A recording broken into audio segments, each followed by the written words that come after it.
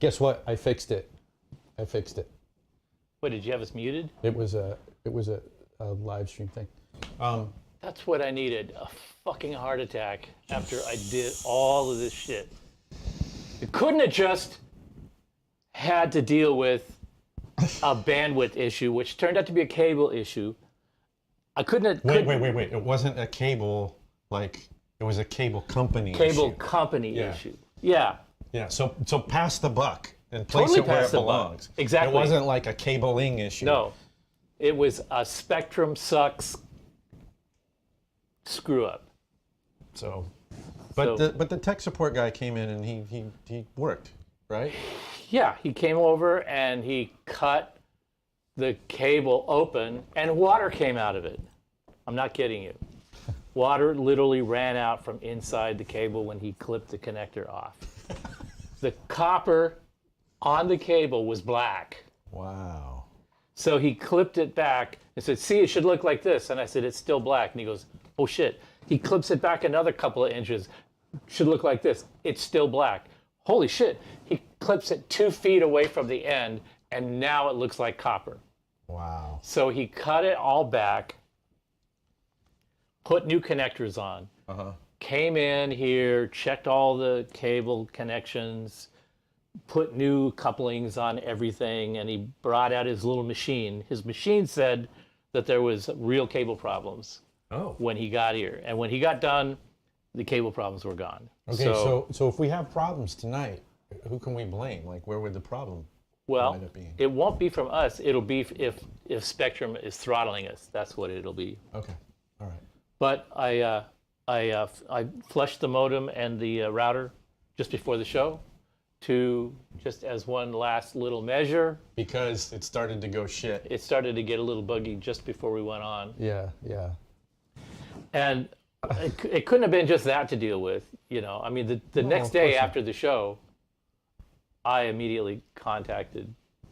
Actually, the night of the show, I contacted. No, we signed off and you jumped in there and you got on tech support. I got right on tech support right after we signed off and gave support a piece of my mind. And did you try? Yes. Did you try? Yes. Did you try? Yes. Did you? Yes. Yes. Okay, we'll send a technician out tomorrow. Yeah.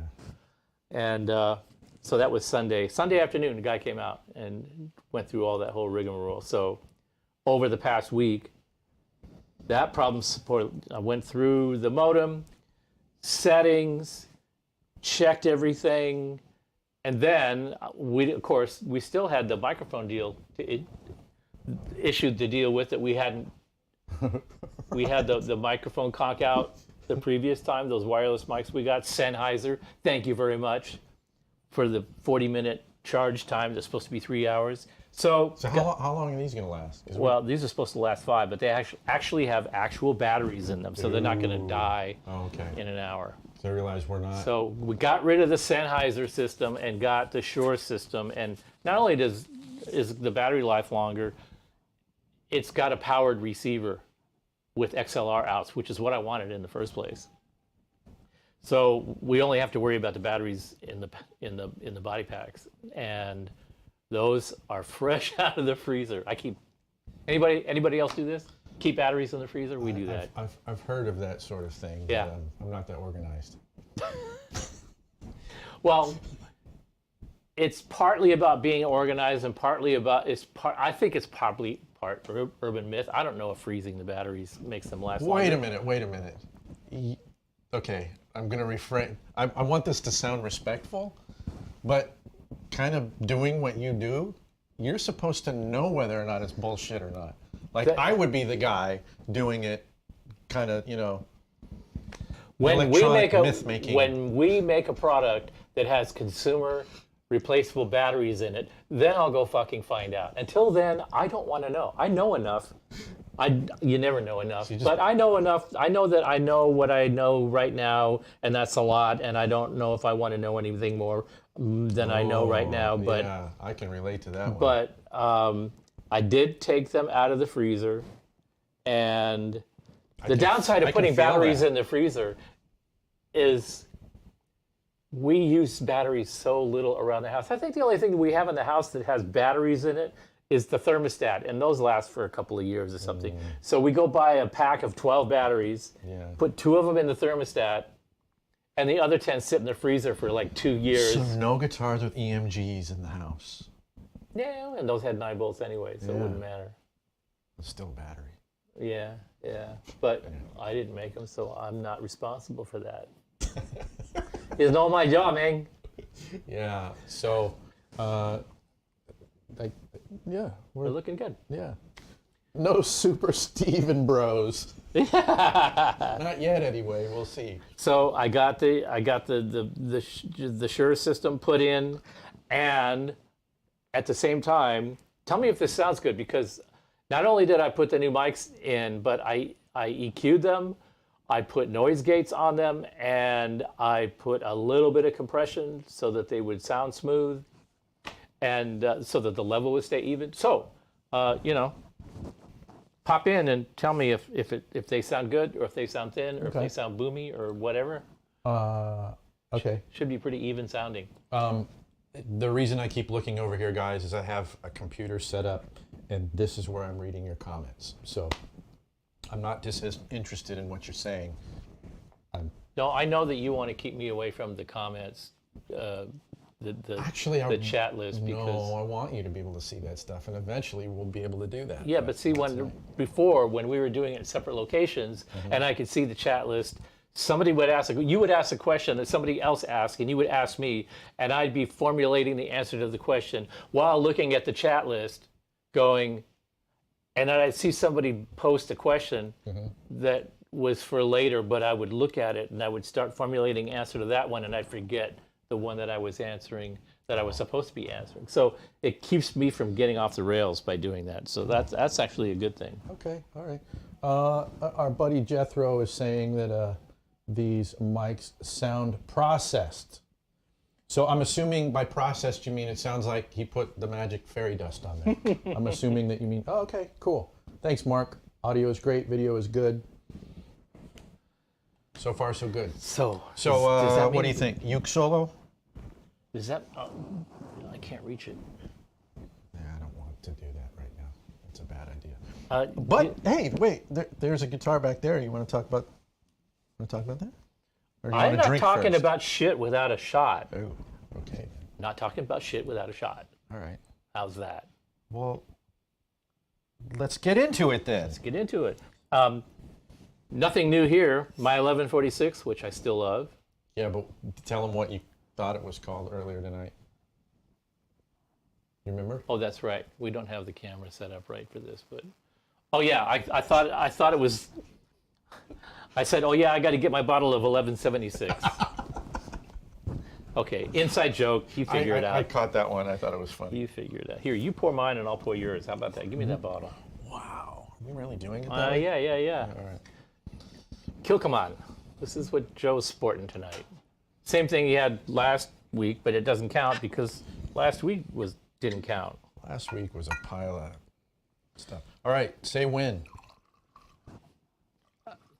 You're not even watching. Dude. I'm not. I'm going to kill you. Is that fine? I mean, that's... It's a glass with stuff in it. That's all I care Cheers. about. If I should die before I wake,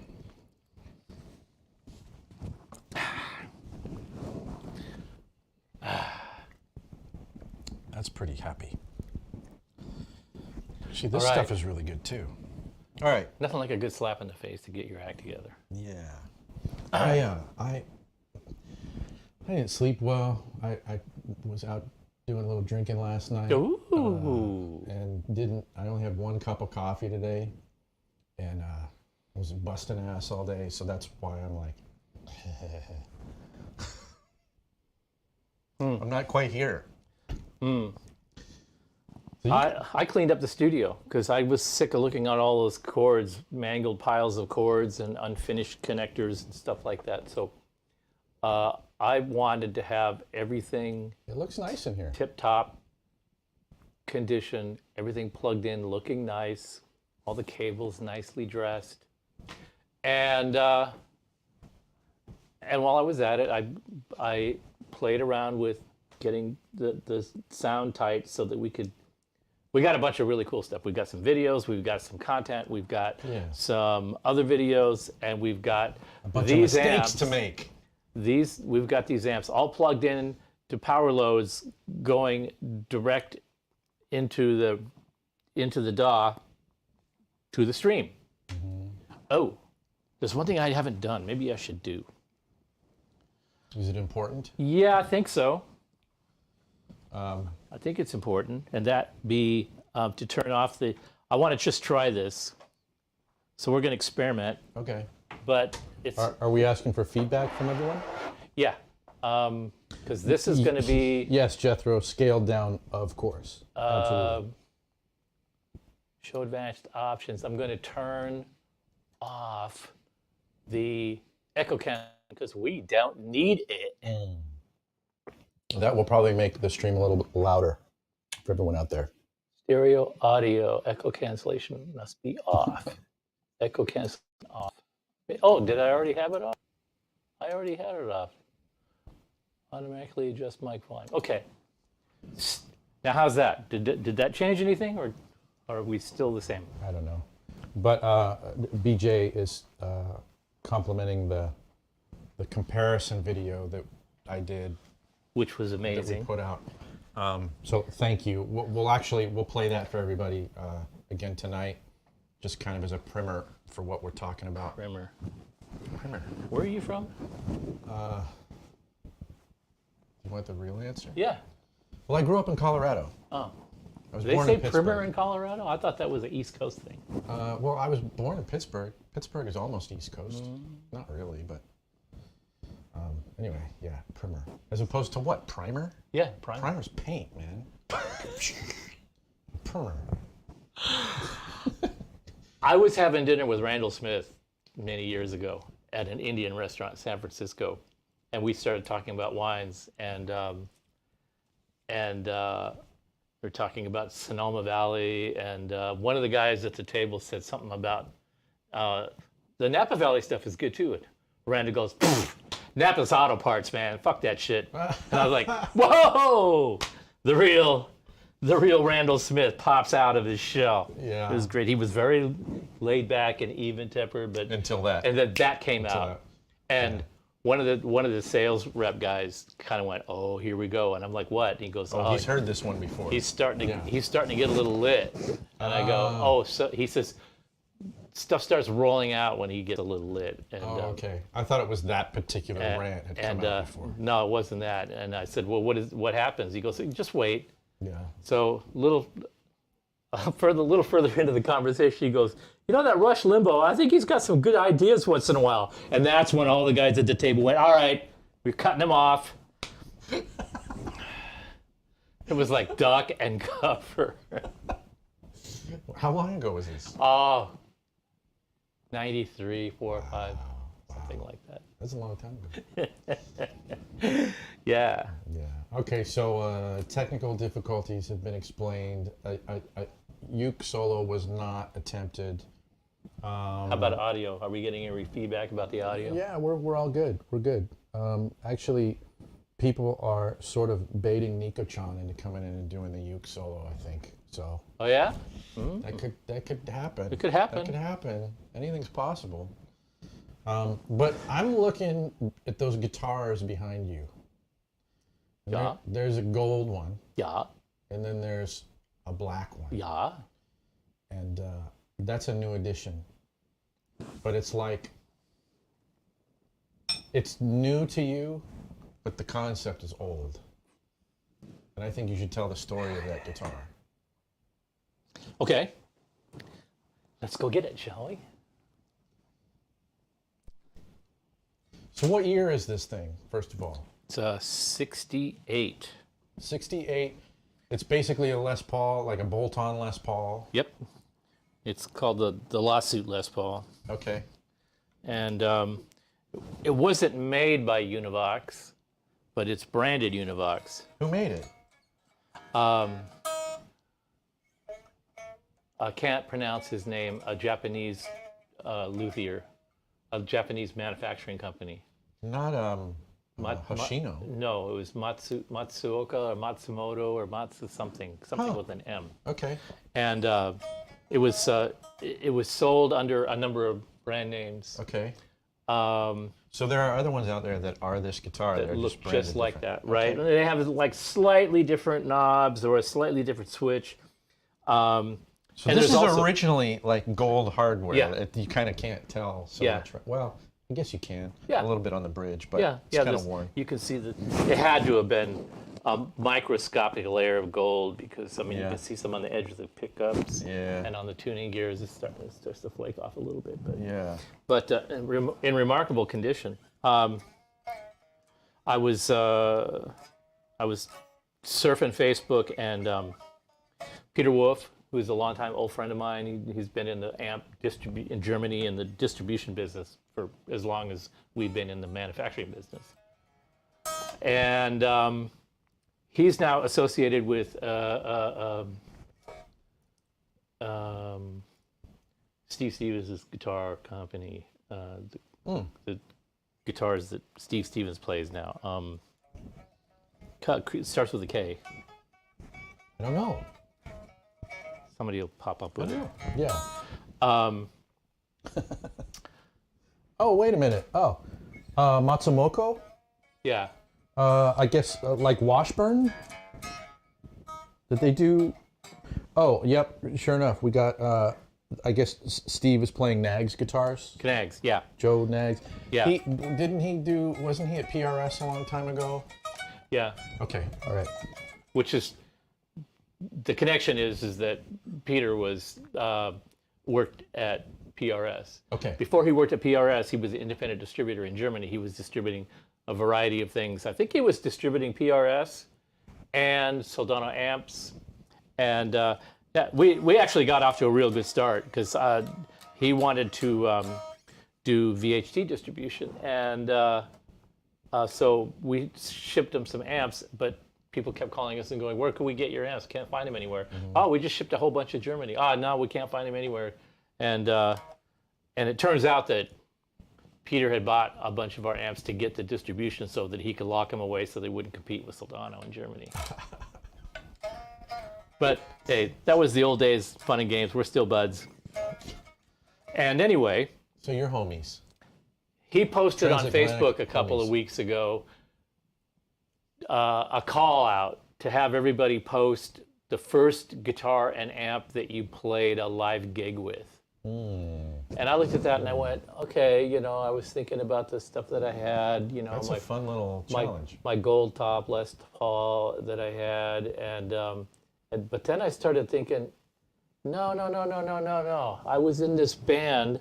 I don't remember anybody in the band. I don't remember their names. I don't even know who they are. All I know is that we had a hearse that we hauled our equipment in, and that I think all of the gigs we played were Mormon gigs, Mormon high school dance gigs. Oh, really? Yeah, And you're showing up in the hearse. yeah. That I gotta hand it to you. Yeah, I don't know what and I'm doing all handing the to stuff you, that but- Mormons are not supposed to do, getting high in the hearse and And you don't remember the name of the band?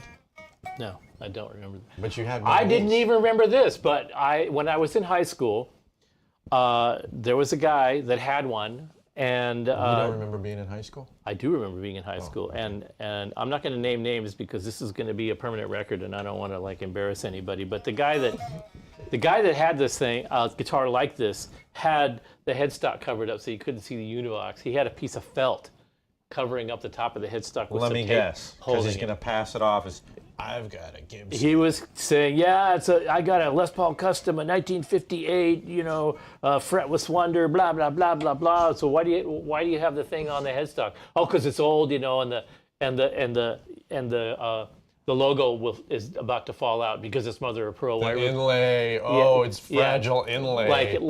Yeah. Right. Anybody can name a Gibson headstock inlay that fell out because of age. No, didn't exist. But the guy was. You know what's interesting to me? The guy was a prolific storyteller, and that's being really polite. He was saying it was a 58. This is a 68, so it's only like a decade. He was pretty close. You know, he was one of those guys that That's interesting. Yeah, I got a deluxe, I got a Fender Deluxe Reverb, but the amp that I gig with is 2 Marshall stacks. Oh, and right. yeah, last weekend I jammed with Hendrix. And, I was just gonna say. you Next know. summer I'm going on tour with Hendrix. yeah, all that stuff. So he had this, and Let me tell you all about the touring circuit. somehow I ended up getting it from him. I think I traded something to him for it, and I ended up getting it. And I played in my first band playing guitar. I was still a drummer at the time. Okay. I hadn't switched to guitar yet. This was your drummer guitar. Yeah, I just met some guys, and they said they needed a guitar player and wanted to know if I wanted to come down and jam with them. So I did, and they said, "Well, why don't you be in our band?" And I went, "Well, I have to get a guitar." So I went and got a guitar. It was this, and I didn't really know shit, but the singer was fun, and he was a good-natured guy. I remember him being a pretty good singer, but I mostly remember him being a cool guy to hang with. He was just like really up, positive. Hey, I can do anything, and blah, blah, blah, blah. And we got these gigs, and he was just like a go-getter type of a guy, a can-do guy. I liked him a lot. Yeah.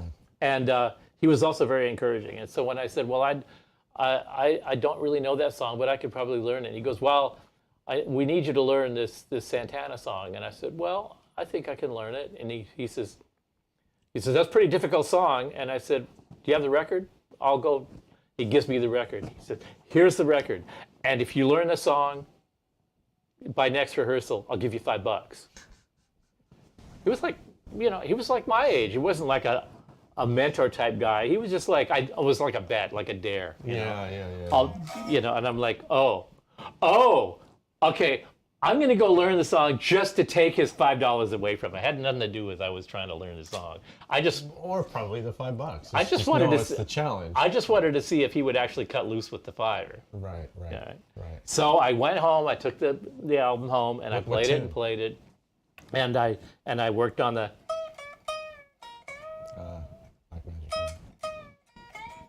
Yeah. Actually, it's in A, isn't it? I don't remember.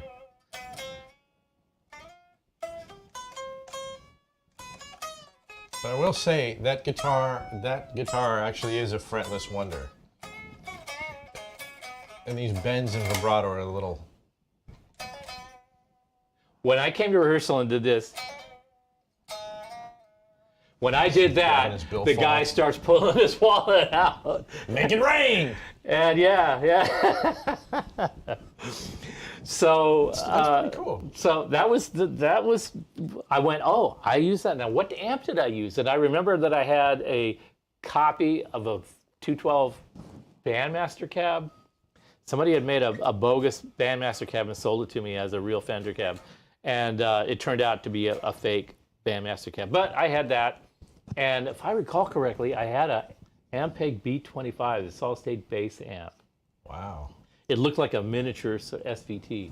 I played through that cab that actually had real JBL D150s, 130s, whatever they were. Like no the 15s. pedals? No pedals. You are just a clean maniac. Yeah, but hey, I pulled it off. And so we played a few gigs and had some fun. And then I think I went into a music store and they had a Fender Music Master in there, and I picked it up and it felt really good. And I thought, oh, this is what a real American-made guitar feels like. This feels like a professional guitar. Okay. Where this one, I was starting to be able to tell that it was. I went down to there was a music store in Seattle called Sherman Clay. It was they're still around, a keyboard and organ place, but at the time they had a guitar and amps division, and I was friends with the sales guy there, and he let me play a real Gibson custom with the. This is late '60s. Yeah, with the vanishing frets, the fretless wonder, and I immediately went, oh, I see. So then when I played this Music Master, it sort of had that same vibe, that like, oh no, this is a real instrument. This isn't just a copy of something. This is like. Right, so I traded. Right. I traded for that for the Music Man, and I brought it to rehearsal, and all the guys in the band goes, "That thing sounds like shit. Go get your other guitar back. That sounded great." I'm like, This thing sounds really good. "Yeah."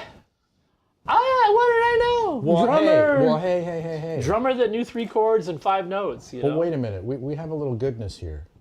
Let's everybody know Earl Hooker, right? Well, yeah, that's the next part of the story. Yeah. Throw that down. You gonna play first? You play it first, or you? Should I play it first? Or And am I then gonna throw what's down happening? first? It's up to you. Okay. Once we got into the Sound City thing, so this was about 2015, 16 or something, and we were looking, we were searching for, historical, information about original Sound Cities and stuff. And what do my wondering eyes appear? Earl Hooker playing this guitar through a Sound City 100-watt half stack, and it was sounding like the Beano album. And I might be exaggerating a little bit, but if you when you hear it, you'll think, no, you're not really exaggerating that much. But what was hilarious about it was that it was the guitar, and then I went, I had one of those, and even Univox made several different versions of it, and the logo was done differently. There was another logo that was more modern looking that went the length of the headstock. It was more of a 70s era version. More modern. It was pretty much the same guitar, but they had just there was something I heard that they had done something with the pickups to adjust to deal with the string spacing was a little funky. I heard that the later ones, but this is the earlier one. Okay. It's got a very skinny neck on it. Yes. And it has that, it had that logo. And the one that Earl Hooker was playing had that logo. And he also had these late 60s psychedelic plastic flowers glued onto the guitar. And Doesn't he have kind of like the Stevie Ray Vaughan truck the Stevie stop? Ray Vaughan mailbox letters with his yeah. name on it, which, okay, that's where Stevie Ray Vaughan got that, I'll bet. That makes sense. And so I thought, well, I got to go get one of these guitars, and I'll get some of those mailbox letters. We'll put, and when I was a drummer, I had some of those plastic exploding flower stickers like Earl Hooker had on his guitar. Oh. And I just thought, the connections are just like Fast and Furious. So I have to find one of these. So I found one. I went up to visit, my mom about a couple of weeks ago, and I was just thinking about that. Yeah, I'm still looking for one of those. They're kind of hard to find out because Vivino bought one, and the price shot up, and it was starting to settle it down. And so I thought, maybe I'll just sort of Google search the Univox. But wait a minute, didn't he buy the one that you were going to buy? I was gonna buy That's one. a good story A too. year ago, I found one at Guitar Center in Seattle, and I called up and I said, I'll take it. Just tell me that it's in good condition. I'll buy it right now. Tell me how much was shipping. Call me right back. I'm ready with my credit card. He goes, okay. He didn't call me back. I called him back. Okay, price, shipping cost, what, blah, blah, blah, blah, blah, blah. Yeah. And he goes, oh, it's already gone. I go, what do you mean it's already gone? I called you. And long story short, Vivino found it, and he had just stumbled across the same Earl Hooker video. So he snagged it out from under me. And I thought, all right. Well, the price skyrocketed for a while. And then it settled back down again because probably the whole Vivino mystique of and all of that, the Earl Hooker connection probably got tired. So I was sitting in my mom's living room and I'm surfing and I go, oh, there's another one. So it was in Missouri at a Guitar Center. Yes. So I went, I don't care. I just plugged You in my... can't sell this one to Jimmy this time. No, I didn't call anybody. I didn't ask anybody. I just got the credit card out, boom, put it online, boom, got the confirmation. It was on, and I had it the following Tuesday, and it was like, oh my God, it's a like cool guitar. It's better than I remember. Yeah, it's definitely a cool guitar. And oh, by the way, I put new strings on it yesterday. I played it when Steve first got it, and like the strings on there, they were almost like flat wounds. Like they might have been the original strings. They were so rusted. Yeah, they were kind of bad news. They were so But you know rusted. what? Playing it through this stuff, like it sounded good still. And when I was setting up the rig yesterday and today, I plugged it in there for a minute, and it was like, it's even better. And then I put strings on it, and oh my God, strings, strings that vibrate. I've got the tone. Yeah. Let's listen to Earl Hooker for a couple minutes. This is so awesome.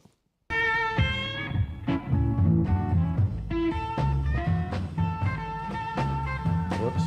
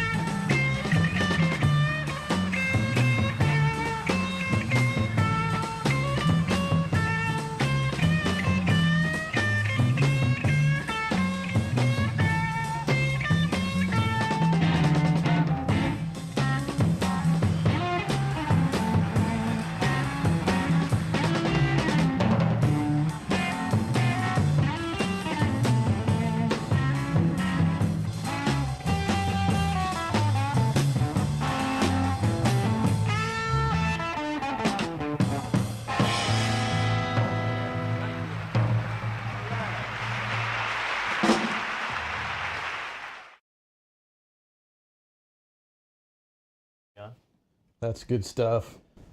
Yeah, so they're saying Now that you've got the guitar, you just need that shirt, dude. I'm going to go look for the shirt. I will go look for the shirt. But the best part of the video, actually, you didn't catch it, is like when he first comes out on stage and the audience is clapping, he comes up to the mic and he goes, "Thank the hell out of you!" And I went, "What did he say? Thank the hell out of you?" This is like there's a few of these videos. Some are from Germany. One is Yeah, I was going to say they're probably playing in Europe, and they're like, "What? What did he just say?" What did he just say? And dude, sitting down and playing with your team. Yeah. I mean, that takes the cake. Yeah, well, Jimi Hendrix is standing up, but I do it sitting down. Because that's how you really get that tone. I love that. So guys, you know, it might be a cool thing, like if this whole journey kind of started with that post of, you know, what guitar and what amp were you playing on the first gig that you ever did? You guys should put that in the comments too. That'd be kind of fun to talk about. The funny thing about it was I had totally forgotten about this little sort of period, and it wasn't because I was getting high all the time, although I probably was.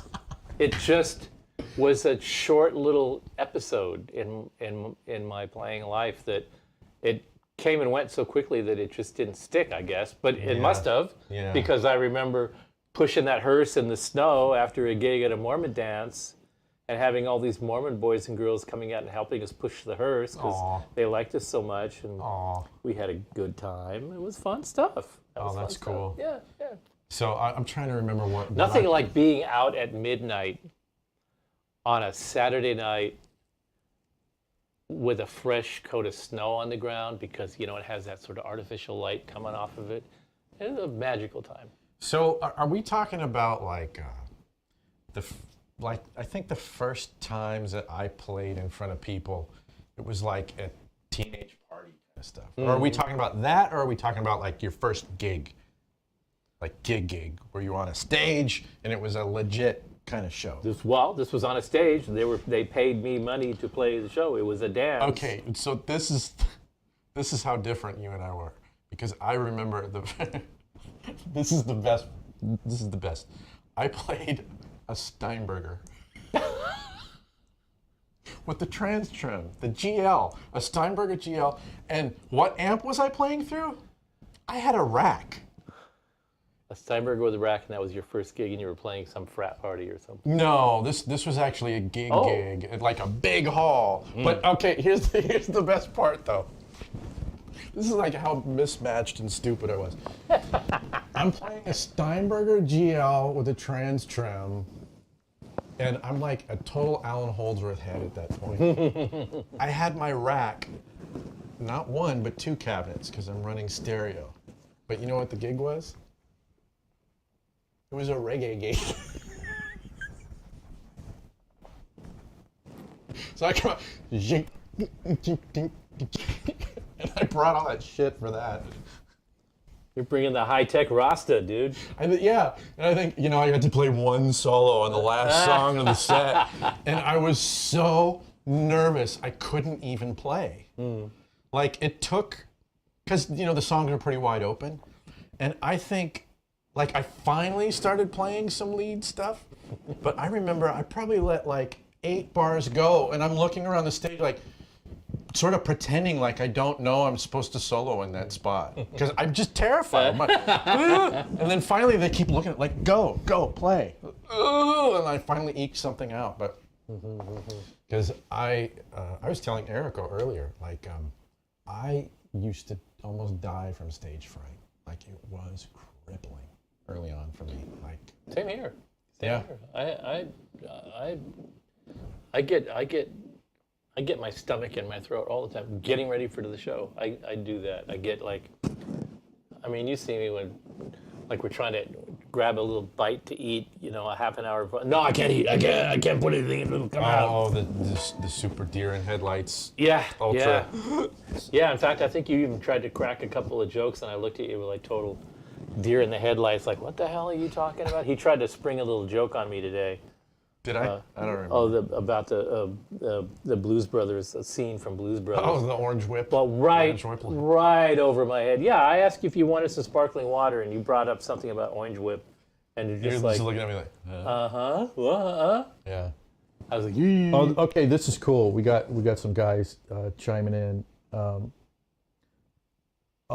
A Yamaha G100. oh yeah, I was in a band with a guy that had one I of those. remember that amp. Yeah. And a Vantage guitar. I remember Yeah. those too.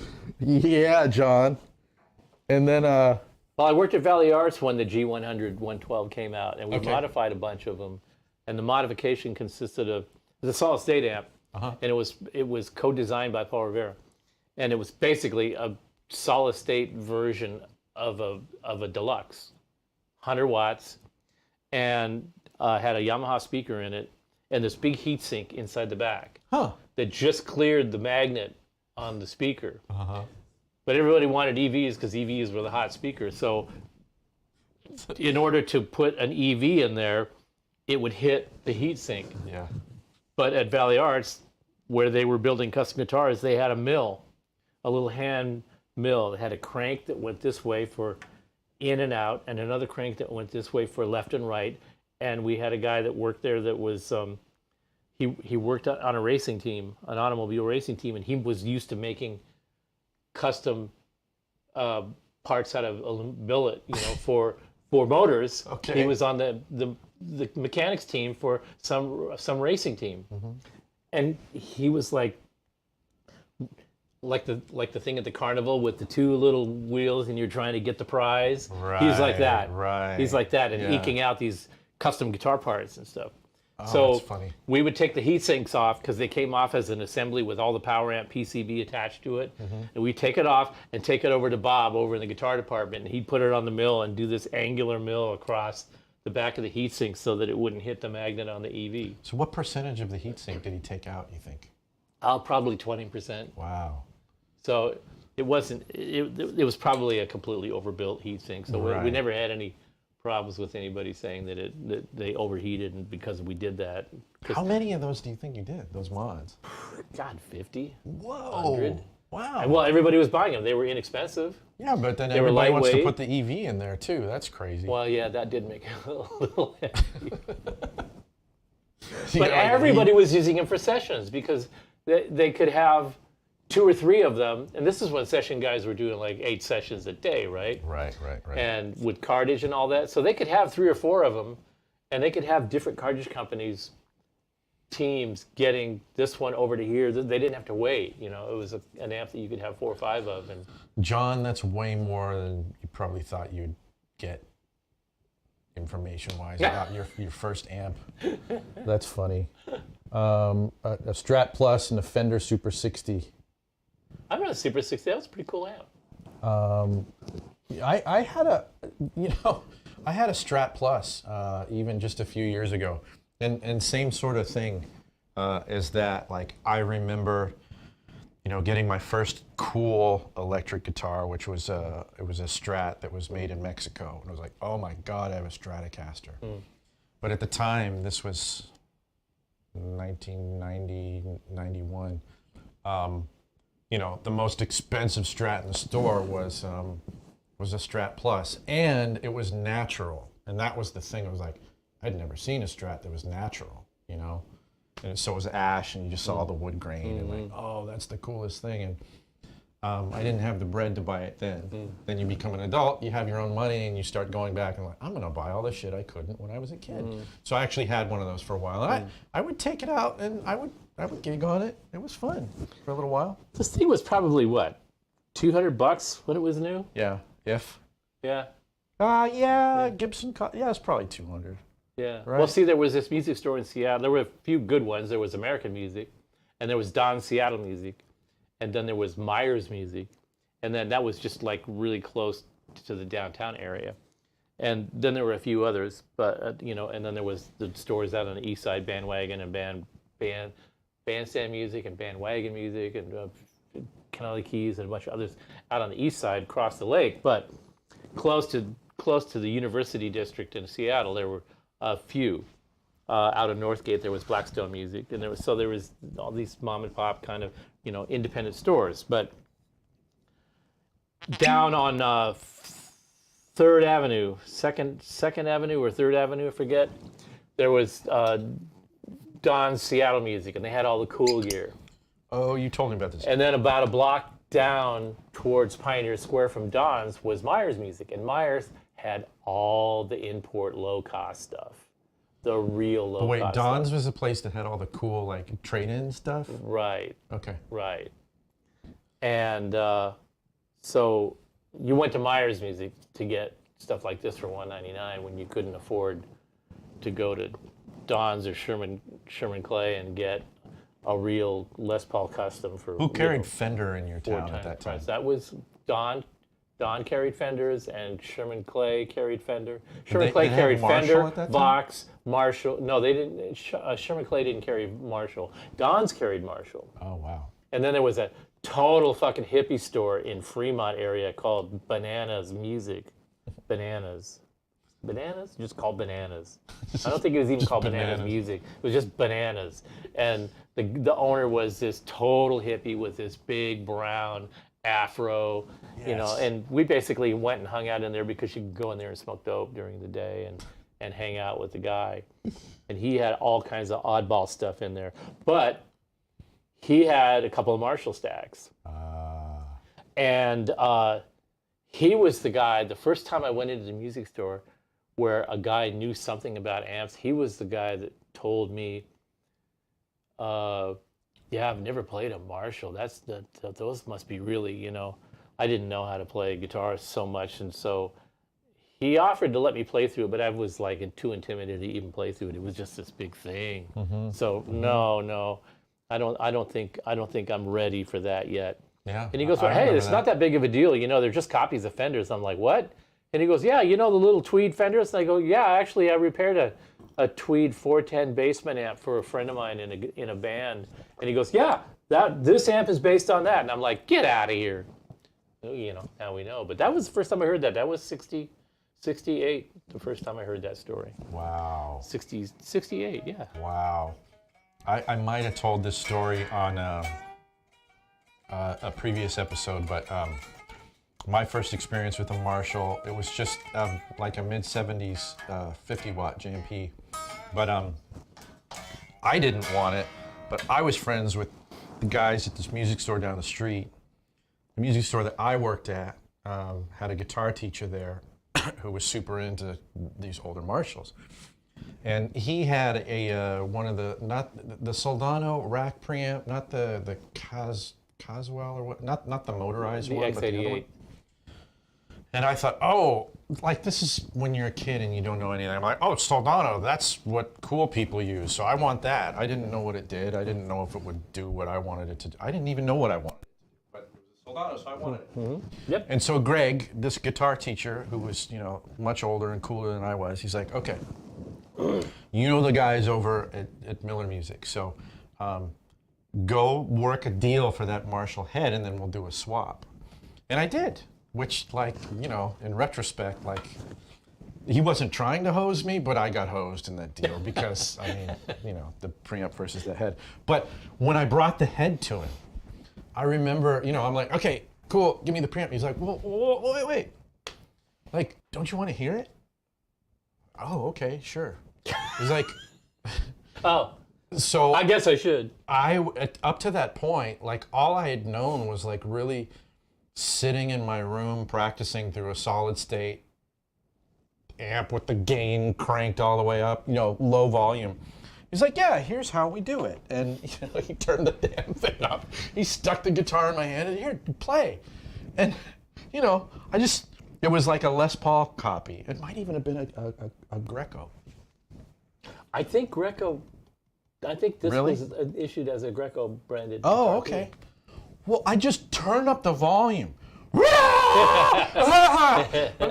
Nope. No, No, I just was not ready for Yeah, it. I yeah. didn't know what to do with you it. can be not ready. It was just a feedback machine. I didn't know how to handle any of it. And, it took me a few years before I got the courage to kind of approach that kind of thing again. That was a skill. That's a skill. Yeah, definitely. It's really funny. When the very first time I played a Marshall, I was the same way. It's just like, this is like, how did anybody make this work? Right. Now I can full right hand sweep a stock JMP and be totally under control and at home with it. And it's all about nuance and feel and stuff. But man, when you're a kid and you have all that roaring horsepower, I suppose it's like a car. If you've got a really high performance car and you put some kid in the seat, he's going to drive it right through somebody's plate glass window. But somebody that has some skills. But that's actually funny when you think about it. When I started having those sorts of experiences, I would listen back to the guitar players who were doing their thing in the heyday of super loud shit. And Jimmy's kind of like the patron saint of all of that. And I was always an enormous fan of his, but then listening to that live stuff, going, I know what that's like to play that loud now. And that's a whole other skill set that he had to kind of control all of that shit, and be able to allow it to be the Shrieking Banshee when he wanted it to be, and then be able to chill it the hell out when he wanted it to, Without necessarily turning the guitar volume way down. Right.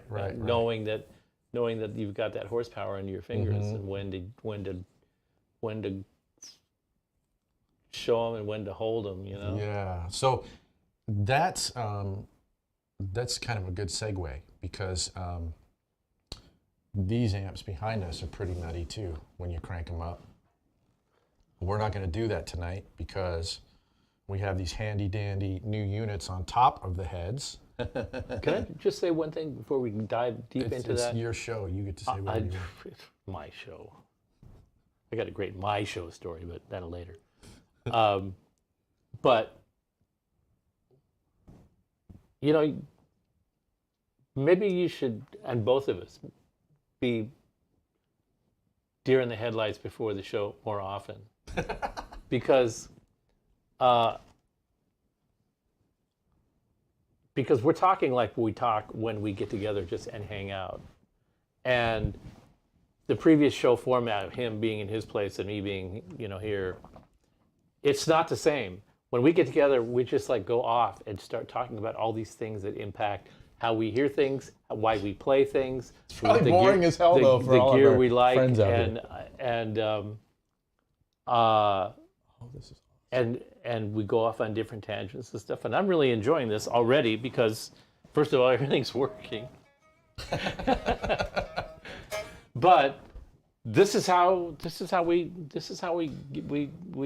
blow off steam all the time, is getting together and doing stuff like this. So the interesting thing that Joe was going to say about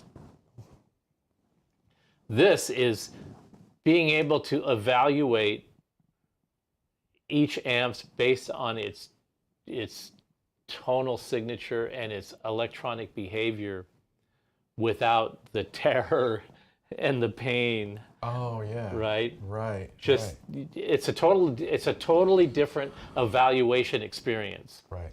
And what we've learned and surmised and extracted from the whole evolution of the power station development and the more people getting involved in using, attenuation, first of all, but good attenuation, secondly, is that you get to repurpose and reevaluate and reacquaint yourself with all this gear that you've used a certain way, you've understood a certain way, and you've played a certain way, and you've been aggravated by it a certain way, and all of those dynamics, wounded by, all those dynamics have been vanquished. All those demons have been vanquished, and everything has been made manageable to the point where you can go, this has got a character that I never associated with this. And we talked about the clean pedal platform, It's like, I always wanted to do this thing where it was going to be a blog where I would, but this show is actually going to replace that. It has been replacing it, where I get to just blow up myths and talk about sort of things that people sort of use as buzzwords that they don't really have. Like the clean pedal platform? The clean pedal platform, the speakers in the X pattern, the tone, the tone of 6L6s versus EL34s. Haunting mids. The Hendrix touring circuit. The touring circuit. The mystery. All the deep mysteries that aren't really mysteries. And or they're halfway explanations. They're half-baked. Yeah. Half-informed. Yeah. When I was in junior high school, when I was in high school, one of my best buddies in high school that I played in bands with often, named Dan Hannum, he was a bass player. And we used to geek out on gear all the time, and he would tell me about, oh yeah, I'm playing bass through a Vibrolux reverb. It sounds really great, a Vibrolux, a brown Vibrolux. It's different than a black Vibrolux. And I'm like, what are you talking about? And we would have these conversations. This guy comes to our table in the lunchroom, and he's like, yeah, awesome. I just you know what I heard? I wish my school was like this. I heard that Eric Clapton has this. He's got this guitar that you don't see him using very often. It's called an Explorer. And we're like, really? Explorer, huh? Haven't heard of that. We hadn't heard of it. But this guy who was really, really green, but he knew about an Explorer, and he was telling us about Explorer. And we were like, oh man, we're going to have to go check that out. Yeah. And he said, and the other thing is he's got this wah-wah. It's especially made for him. And like, what's special about it? He goes, well, it's bigger. It's bigger than a normal wah-wah. It's like This isn't the guy who owned this guitar and was like telling you all the stories. No. This was some guy that we didn't even know was interested in music, but he had all this sort of yada information. He's telling us about this wah-wah, this Eric Clapton special wah-wah that he uses in the studio that's twice as long as a regular wah. And like, we're listening to that, and I'm going, what in God's green earth has the length of the treadle on a wah-wah pedal got to do with its being a special sounding It's thing? like half trampoline. Yeah, and like jumping up and down. So that Saturday we trek down to Third Avenue in downtown Seattle and go to Don's and go, do you know anything about Clapton and his extra long wah-wah? And the guy's looking at us like, get the hell out of here, Like, okay, all right. Now you have the internet. You used to have to get on the bus and go downtown and get your ass slapped by the owner of a music store for the stupid shit that came out of your mouth. Yeah, I remember, this guy in the town that I grew up in who would always say, oh, Steve Vai, he doesn't use any of the Ibanez on his records. Like if you went to a studio, he uses Tom Anderson guitars on everything. Every note that he's ever played on any record are Tom Anderson's. Yeah, The Ibanez are only for photo shoots and touring. Yeah, what you come to learn about Steve Vai is he's just as big or bigger gear junkie than anybody you've ever known, and he uses all of that shit. He has all those things. He has different amplifiers. When he was doing the Carvin thing, he was using different gear. He was using our gear. He was using, Agnator's gear. He was using all these different things. Reinhold's stuff. He used all kinds of stuff, and guitars, all kinds of guitars. When he goes out and tours, Everybody does. everybody right? does that. He's like no different than anybody You else. do. I do. I do. It's all cool stuff. Throw it in the pot, stir it around. Yeah. So, you were saying before I threw you completely off the rails. Oh, I was going to get you to talk about not the heads yet, although we need to get there soon. About the thing that actually exists now and we're actually starting to ship? Yeah. We are shipping. We are shipping. Yes. We spent a long time, took a long time. And the very last step was getting the IRs right, getting the cabs right. Mm-hmm. Got to get your mind right. Got to get your mind right. Special delivery. Special delivery.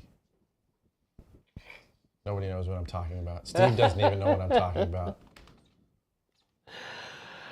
So we've actually got the power load in production Don't go away. and shipping.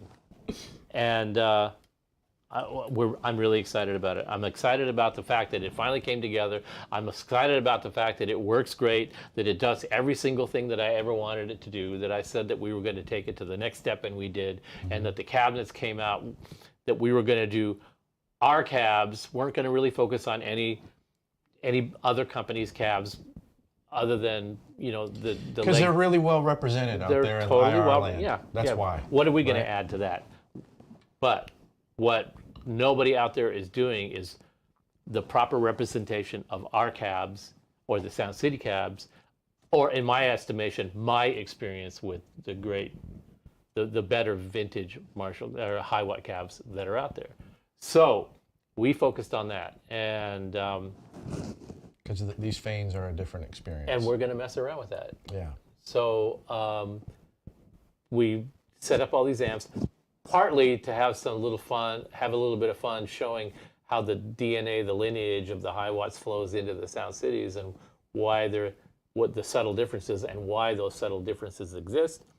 And then we're going to pump those directly into the stream using power loads, and have some fun with that. We're talking too much, man. Yeah. So you want to show off one of these things? Yeah, sure do. So this is the this is the power load right here, and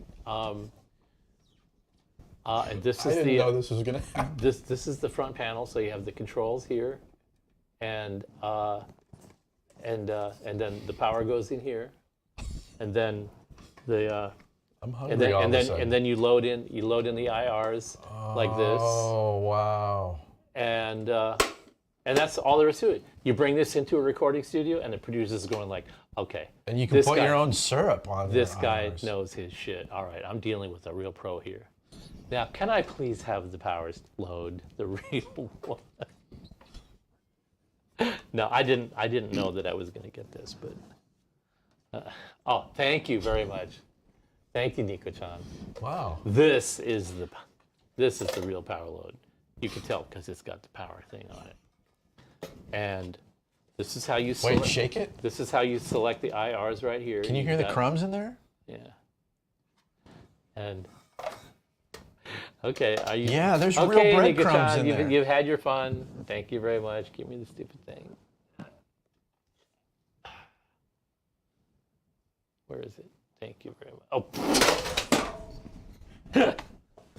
Ba-da-ba-ba-da-ba. Broken. Here. Oh, That's what happens when you drink All right. and live stream. The power load, Kids. the flying power load. It's not bulletproof, folks. So, like the original power load, has the analog cab stems, and again, there is a really valid and important reason to have the analog cab sim in there. It helps that it's adjustable. There's analog cab sims out there that people like, they don't like.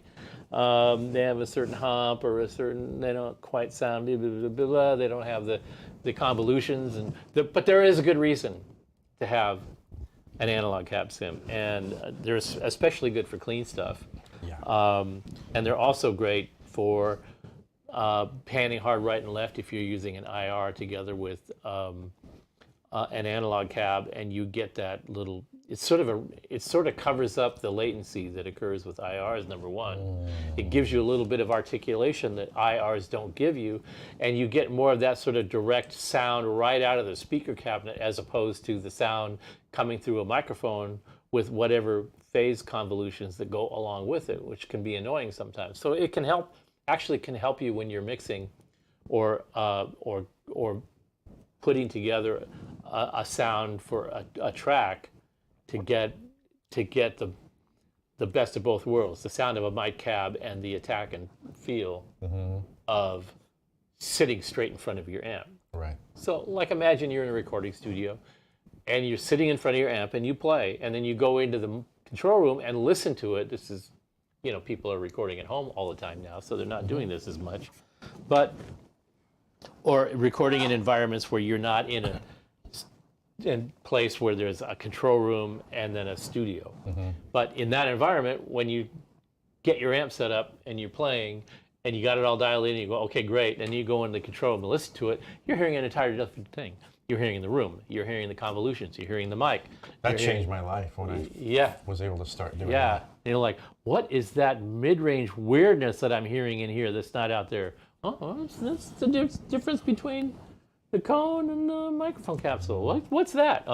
Anyway, so the analog cab is the thing that helps you sort of manage that.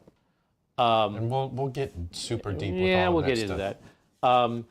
Not on this episode, but So you down the road. So you have 16 locations for cabinets here. You have a USB connector so that you can load cabs in at your leisure. And why do you put the USB connector on the front? It's kind of ugly. You know what? I was almost convinced to put it on the back, but after doing the final step of recording and evaluating and doing all that stuff and moving cabs in and out, I am so glad we put the USB connector on the front. Yeah, I agree. And I didn't want to use a mini one because those mini ones, I mean, our cameras are always conking out because of those mini USB connectors. I hate those things. Yeah. This, when you're under pressure, Always takes me 5 minutes to find. yeah, Be able to get it and you in. need to plug the stuff in, and you need it to work, and you need to not troubleshoot a stupid cable issue. That particular USB connector is really nice for that. So it's on the front for a practical reason. You've got the impedance selector switch, you've got the amp in, you got the cab out. When you use the cab out, the cab is now the reactive load, not the reactive load that's in here. So whatever cab, if you like a particular behavior of a cab, the IR will pick up the behavior of the cab that you plug into it when you plug a cab into the cab out. Of course, you'll hear the sound out of the cab, but you'll also pick up the behavior of the cab, and that will be fed to the IR that is whatever one you've selected, and that will come out, the line out, or the mic out for you to record. So you can actually use an external cab or a number of different external cabs or somebody else's reactive load that might behave a little differently to modulate the behavior of the IRs in here. So that's just one sort of cool thing. You can drop it on the floor too. You can, and then you can play your track. It's got the new PLIR has got an improved headphone amp. So there's the headphone out. There's the stereo effects loop. When you say improved, what does that mean? Yeah, it's just a little bit better fidelity and a little bit better dynamic range. Oh, okay. Is the noise floor different? Or Well, anything like I that? redesigned the power supply so that that different parts of the circuit would get the optimum voltages. I had the that's previous version had just sort of the one power supply voltage rail fits all but some things like lower voltages and some things like higher voltages. The analog cab likes a higher voltage swing. The IRs don't need it, and all the extra voltage just causes it to generate extra heat, and it doesn't really benefit it at all. The analog, the headphone out, there are nice power amp chips out there that operate at a single-ended voltage. So the analog cab and the analog IR, but the analog line outs operate on a full plus or minus 15 volt rail, which electronics people will know what that means. But the headphone amplifier is a single-ended 12 volts high current supply. So when you plug the 12 volt adapter in here, it's powering the headphone amp directly with high current, which means that it's got extra current on demand, which means it has better dynamic range. And that helps keep the noise down as well. And then you've got, just like the original one, the passive XLR and line out, which as soon as you plug your amp in here, the sound will come out of the passive out, even if you haven't got the thing powered. So that's nice to just plug in ahead, plug it in there, use it silently, and then take that line out, run it into your DAW, and then you can use whatever Well, cabs. if you want to reamp stuff later, like that's Right. you can record that dry, and you can route it into your whatever IR loader you're using as a plug-in there, and put whatever your preferred cabinets are there. So you can go direct out of here and use a plug-in to get IRs. You can come out of the analog cab and get the analog cab sound. And if you don't want to use it for analog cabs, you can switch the analog cabs off on the front panel, and that will give you full range out, just the same as the passive, only it'll be powered. And you can use that with an external IR loader, or run it into a track that's got a different IR and a different plug-in on a different channel. And then you can have the IR output on a separate track, and you can do all three simultaneously. This is not a product that has a bunch of jacks in the back, but you can only use one or two simultaneously, and there are some companies that do that to try to save a few bucks. Every single out and input works independently and simultaneously, which just makes it. So you can use it like bone stupid, or you can get really crazy and convoluted with it as well. And both at the same time. What he said. Like the original PLIR, it's got a fan in it, but the fan only operates when It's on-demand fan. On-demand That's fan. my new term. Yeah, for that. the fan only operates when you're blasting a power into it. Yeah. So when you plug in, if you plug your head into there and you're using a cab through, the fan won't operate because it isn't needed. It's only needed when it's dissipating power from the head that you have under load. So if you're using internal load, the fan operates. If you're not using internal load, it doesn't. It's kind of weird, like you guys, when you first get it, there's a little bit of, it's like, it's akin to if you have ever ridden in or driven a hybrid car, where it's kind of crazy at first, like you pull up, to a stoplight or whatever, and everything's just dead. And you think, oh, I stalled, except you didn't, right? Because you don't have this, this idling combustion engine. And there's a little bit of that effect with the fan on demand kind of thing, where like it's completely silent, and then you bang on the strings and it kind of jumps to life. I mean, I'm overreacting here. It's not like it's scary, but you're like, whoa, it's interesting to hear it. Yeah. And it is like, it is immediate. You hit a chord, the fan starts up. Like, it's super responsive to what's being played into the unit. It's really... We had a customer in overseas somewhere, and he kept sending us customer support emails. This thing is vibrating.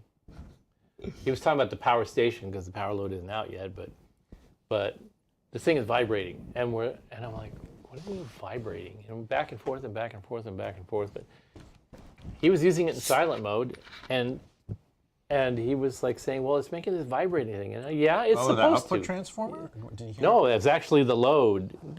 if you really lay into it with a 100+ watt amp, that thing it'll vibrate internally. You can hear it. Yeah. And yeah. but some people like really freak out. They're like, oh, Am I breaking something? Yeah. Am I breaking? Yeah. When I was setting everything up this morning, and I was like blasting, like actually a couple of days ago when I had it all hooked up and through the headphones, and I was dialing it in into the DAW stuff, and I'm playing away, and I took And the you headphones told me you off. didn't want to go to bed. Yeah, I didn't. I took the headphones off and I was blasting away, and the thing is over there. It almost sounded like a popcorn maker, and I'm like, that is so funny. Now I get why people are sort of a little bit sort of taken aback by that for a second, but to me it was just funny. Like, wow, that thing is just cooking away. But it does freak some people out that are like, is it supposed to do that? Yeah, it actually is. Well, I'm thinking that like we could talk about the PLIR all night, but we'll do a show on that. Maybe do several and a bunch of clips. But we should get into the heads now. Let's get into it. About that. Let's get into it. So we didn't really start? talk about how we were going to do this. Should we play Mike clip first to listen to him, or do we want to do the shop gut shot fest? Let's do the shop gut thing, because the clip thing that you did, that's like a version of the video that you already did, right? Yeah, it is. So Let's do not the whole shop thing, but a little bit of it. And then we can stop it and talk about it? Okay. Yeah. So kind of what would you say we're doing with these? Okay. Well, actually, we had a couple of questions about this already. It's like, are you going to like open those up and like talk about the differences? We actually did that. And the interesting part about it is what you would think would be the differences are not what are the differences. And I knew that was going to be the case, but just so that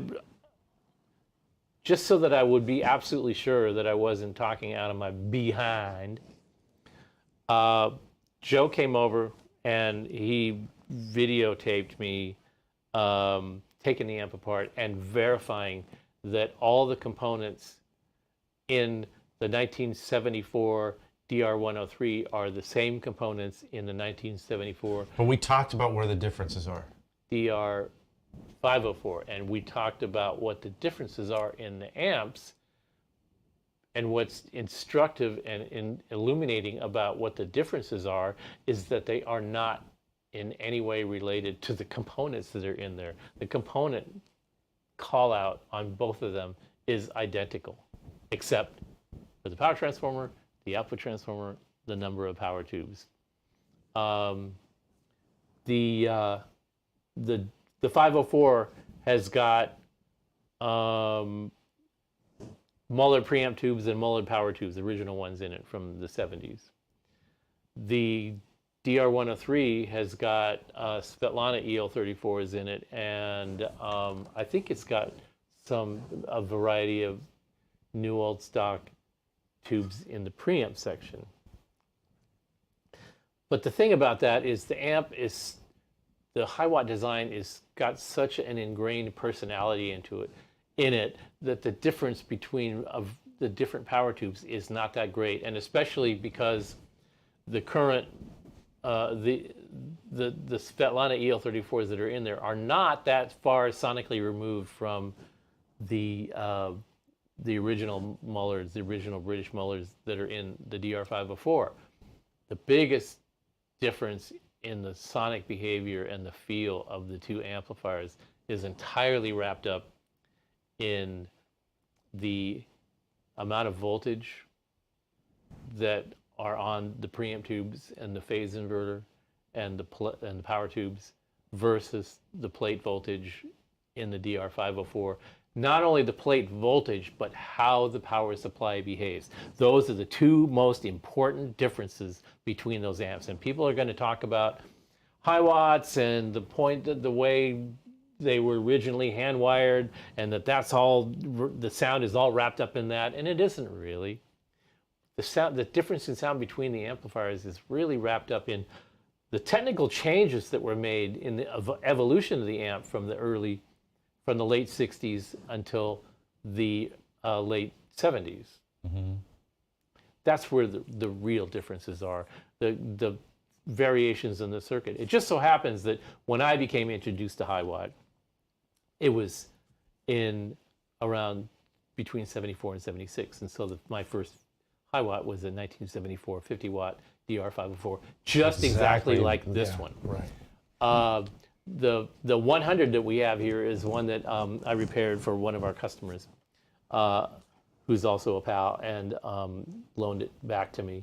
It's got a Haybor power transformer in it, but it's got the original. And you talk about it in the video Yeah. that we'll show too. And it's got the original output transformer. So in all other respects, it is performing just like an original DR103. And the clips that I did, I was also comparing them to the modern Sound Cities as well. Right. So let's just roll this, and we'll let it. I mean, it's kind of a long presentation.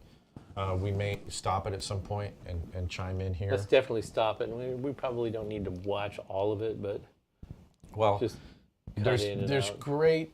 Okay, well, you're going to have to be the judge of that. And no matter what, we'll put the entire thing out because I think for people who are super geeks about this stuff, you were talking about what was really happening with these amps the entire time.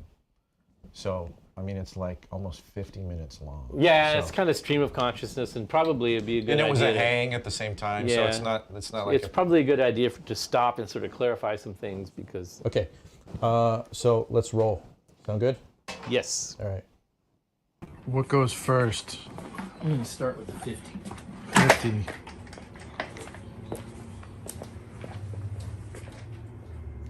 Particularly friendly to the faint-hearted. Kind of made sure that there weren't going to be a bunch of people using them. Right. And So you're like, sign me up, yeah, suckers, chickens. yeah, I'll take the Pepsi challenge. Yeah, exactly. You know, and that's really funny because one time I went to the Rose Bowl flea market thing, and they were doing the Pepsi challenge, and so I went and took the Pepsi challenge, and they said, "Which one do you like better?" And I said, "It's not a question of which one I like better. They're not really that different. They're just subtly different, and I like them both."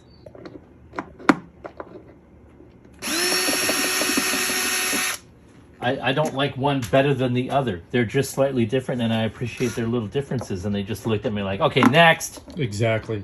It's the same kind of thing of don't walk in and actually be articulate and pay attention if you actually want to serve on a jury. They'll throw your ass out in a heartbeat. Oh, you ask too many questions. You're too logical. Yeah. We don't want that. Yeah, the whole teacher's pet mentality. All right, you're just trying to score points. Well, it's like we won't be able to sway you with our emotional performative, whatever you want to call it. That looks really cool in there. Yeah. Okay. So that's what draws people to it. They see this and equate that with the sound. I don't know about that. That's what people do. Huh. I mean, that's what people. I've just never seen one of these before. That's what people that think of themselves as Hiwatt aficionados. That's what they all glom onto. That's hot shit. 1974? Yeah. Wow. Let's see. Yeah. You can see the date code on the capacitors. Well, I don't want to move that and break the wire, but this one has the date code right there, 7428. It's the 28th week of 1974 on that capacitor. Wow. And on the pots, the same thing. You see, right here, you see that? It's 74:37, so that's 74 37th week? and the 37th week. Right? Wow. So these different pots are from, there's a couple of different batches here. So some of them are in 74. This is 36. I thought I saw one that was 31 or something like that, but That's the youngest pot, yeah. possibly. Right. So this is the AC input is set to 115 volts, Okay. and my voltage monitor is plugged into my step-up transformer, so it's saying 230, Okay. which is double 115. I set it to 115, but because I'm using the step-up transformer output for my voltage meter, it says 230, which is 115 US. So even though it says 230 here, 115 is getting to here. How I know is I just take that number and divide it by 2. Okay. And for my sine wave, I need to get it into the phase inverter.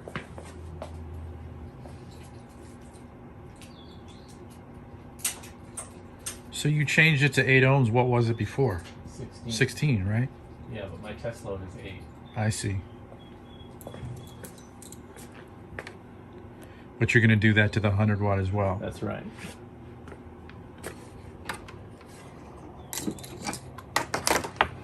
I want to get past all of the preamp stuff so that I'm just running signal directly into the power amp to get the power output reading.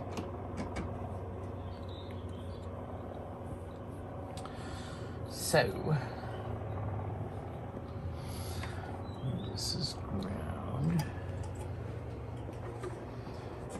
Feeding the signal in at the master volume so I can adjust the output.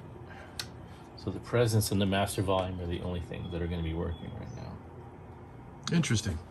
And we're going to take a reading off of the main power supply, see how it behaves at 0 output and full output. So,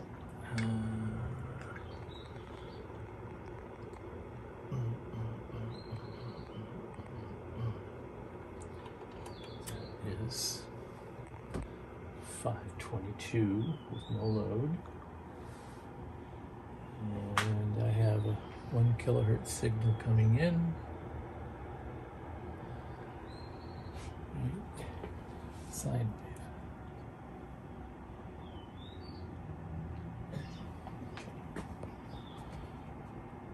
So, now,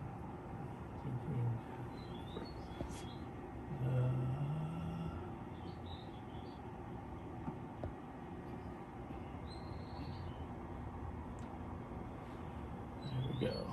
There's clipping right there.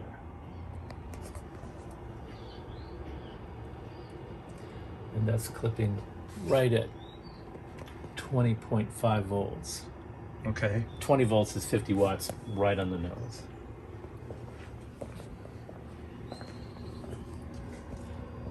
Now, when I go farther into clipping, the output doesn't go up very much. 23 volts is about 60 watts, so that's into some serious clipping there. So it doesn't really go way out like the 100 would. And then looking at it as a square wave, here's what the presence does. The presence control operates on 2 parts of the circuit. One part is adjusting the frequency of the high frequency, the feedback network. And as you turn it higher, it's rolling off high frequency response of the phase inverter stage, and that's this more broad activity here in the last You're not even sweeping it much. no, to get that's that. Yeah. that's the last couple of notches of the presence Interesting. control. Yeah. So it's kind of a unique 2-stage presence circuit. That So wait, what happens when it's all the way? Okay, so now Where basically the presence is out of the circuit or off or It's lowest? yeah, it's essentially off, but there still is a little bit of high frequency rise right here, which is kind of inherent in the design. Okay. That's part of what always keeps it articulate sounding. All right.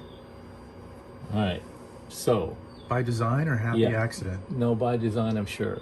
Okay. Okay, so now when we're looking at the idle plate voltage, this is in standby mode. We're at 523. Under load but not produce any signal, we're at 477. In fact, I'm gonna write this down. I was gonna say we need to keep track of this because I'm not gonna remember. I won't either. Oh, good to know. All right. Standby 50, 100. 523.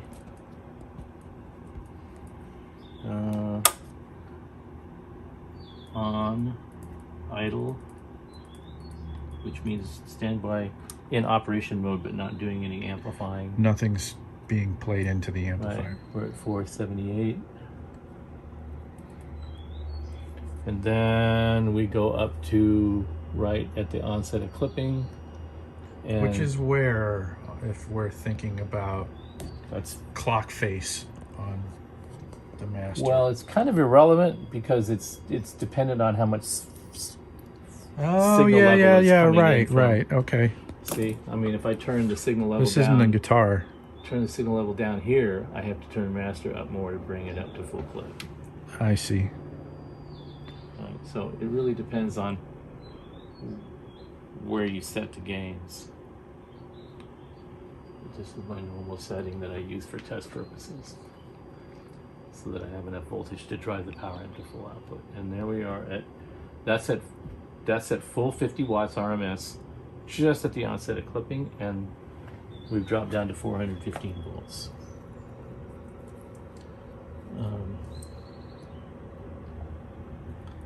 At clip. And then when we go into full saturation, which is like practically a square wave, I was gonna say that it's a square wave. Yeah. full saturation drops down to 387. 387. Okay. And we're at 27 volts at full saturation. 27 volts at 8 ohms is about 98 watts. I should write that down too. Okay, so we're at clipping, we're at 20. At clipping, we're at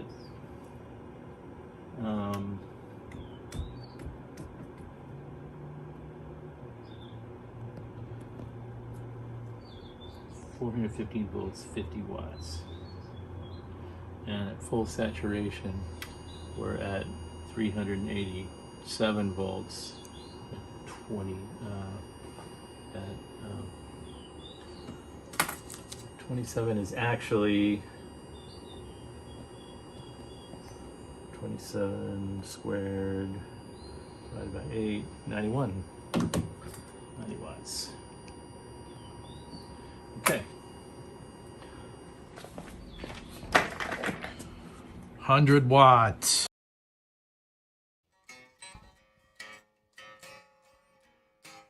Okay, I'm taking a little pause there to see if there are any questions so far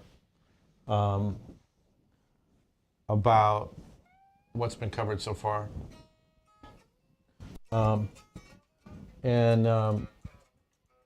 Yeah, sorry guys, we're still figuring out the setup if we're not getting to replying to everybody or being very interactive. I would like to say, hey, John Z, Jay-Z complaining. that's okay, man. I've been thinking about you, and I'm really happy to see you here, and I hope you're doing great. If you guys don't know, John Ziegler is just a beast's beast of a guitar player and a wonderful dude, and it's great to see him here, even though he's complaining on us. And yeah, we talk too damn much. We never know what the hell we're doing here. So anyway, Also, one other thing, one of our regulars here, I'm not going to name names, but one of our regulars here has gone through a few difficulties and had some friends disappear on us over the COVID thing, and it was pretty stressful and emotionally trying for the guy. And he's sent a few emails, and at a really busy time when I was pretty backed up on communicating with some of my friends, and I wasn't able to get back to him as quickly as I like. And he was just sort of opening him up to me a little bit about some of the things that he's been struggling with. And he sent me a letter the other day, which I received, and I really appreciate, man. I really do.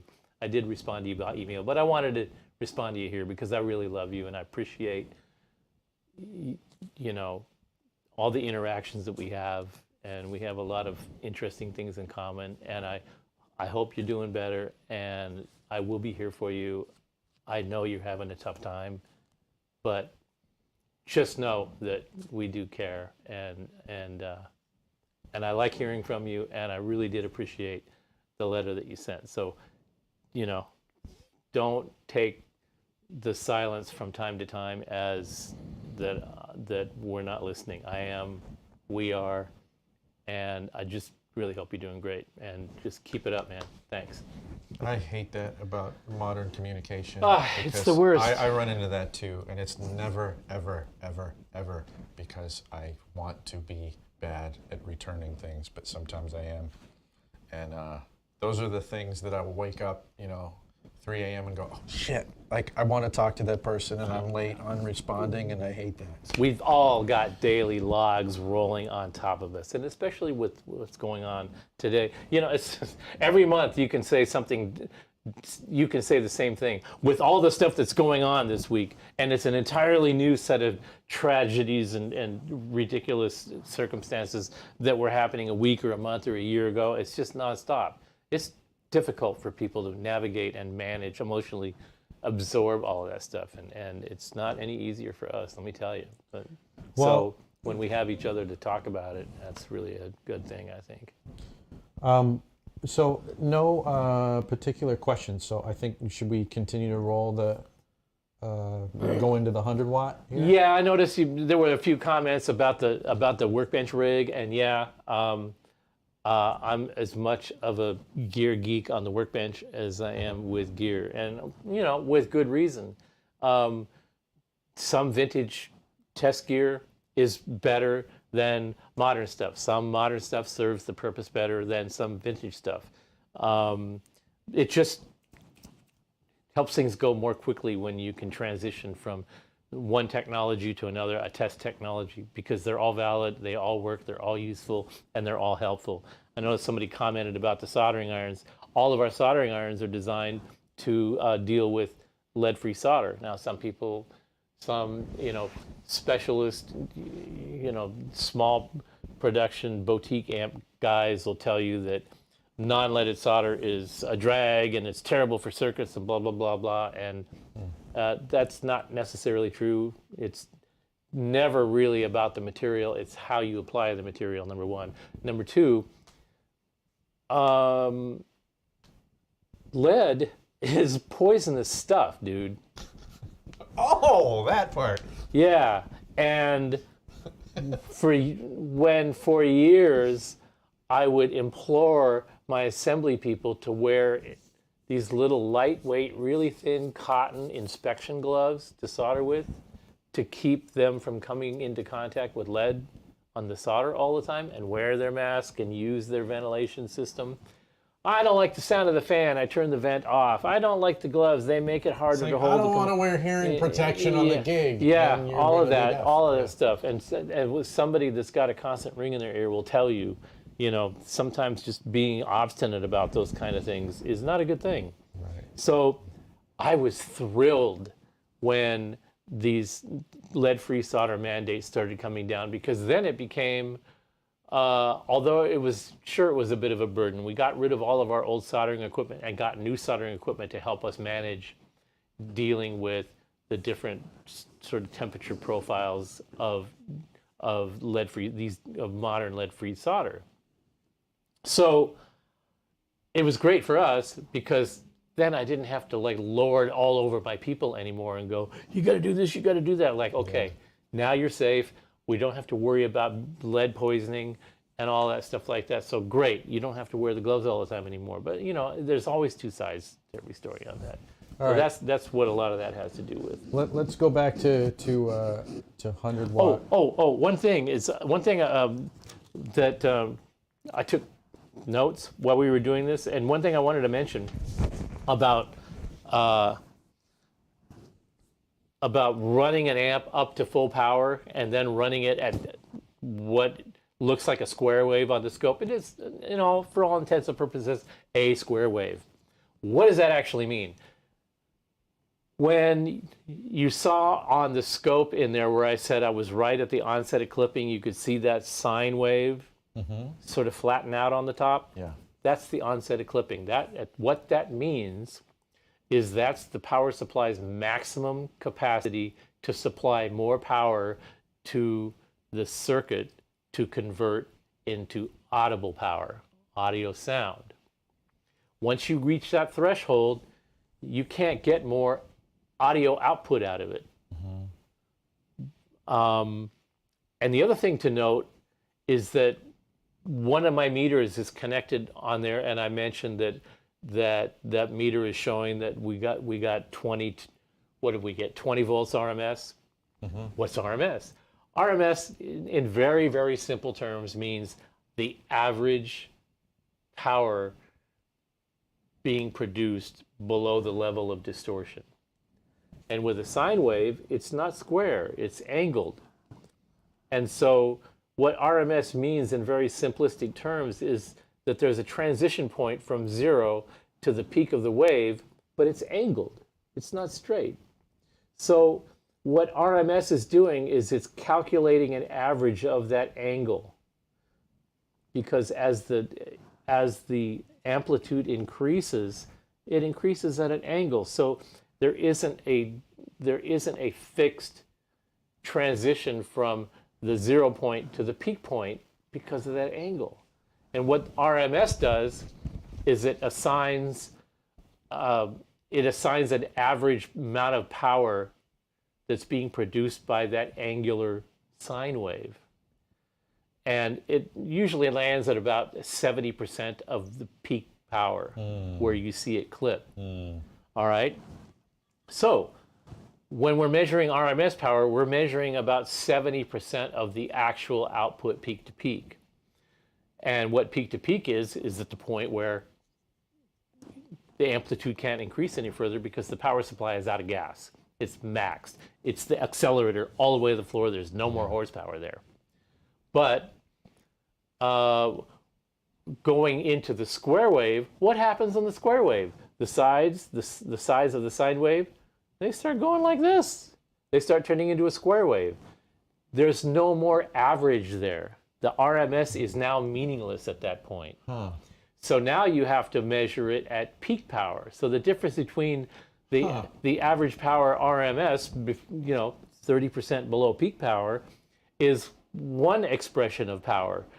The other expression of power is peak, which is measuring the point at which the sine wave clips on the top and the bottom. And the third method is the square wave power, the absolute maximum that the amp will send to a load no matter how much distortion there is. And in a square wave, it's about 50% distortion, as opposed to a clean sine wave, which might be 1 to 5% distortion. Oh, wow. It's that So different.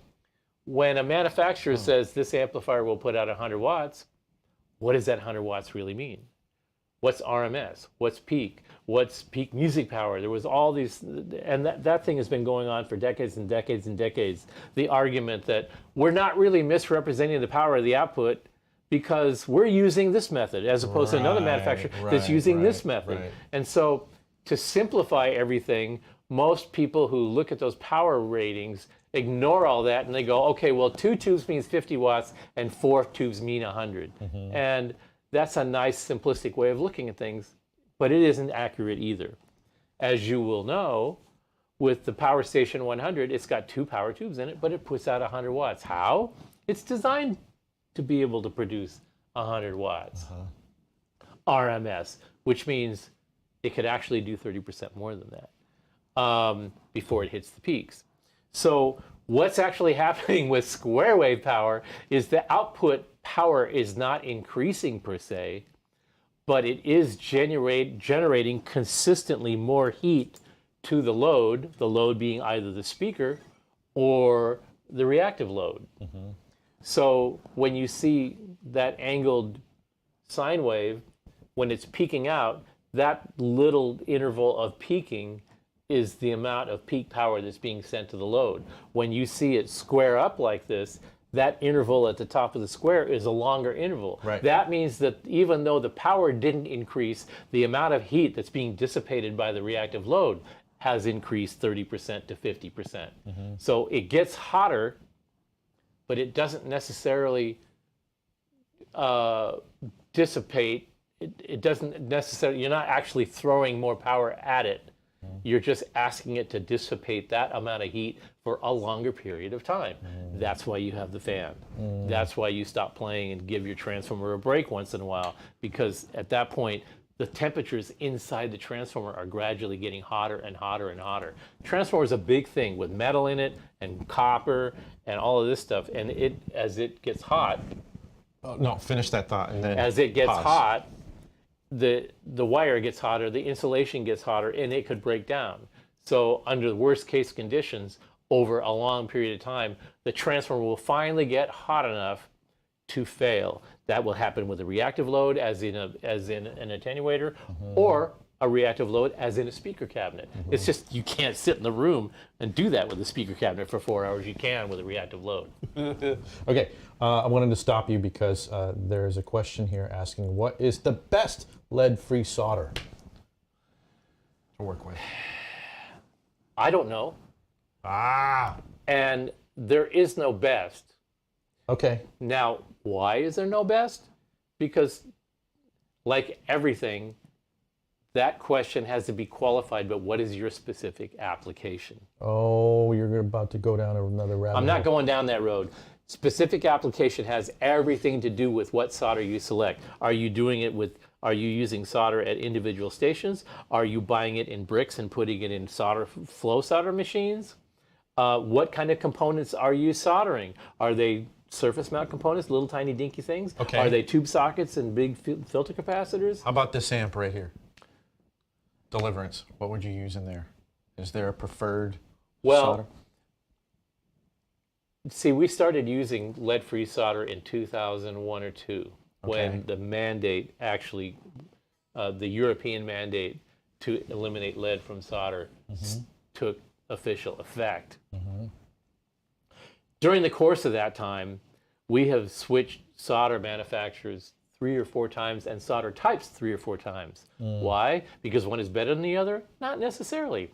But maybe there was a solder that we were using that was technically superior, but it emitted a lot of smoke and it was burning people's eyes and making them cough, even if they were wearing masks. And I used it, and I'm like, really? Is it making you cough? And it's like, I went back in the workstation and I used somebody's soldering iron and soldered some stuff, and sure enough, I started developing this little hack.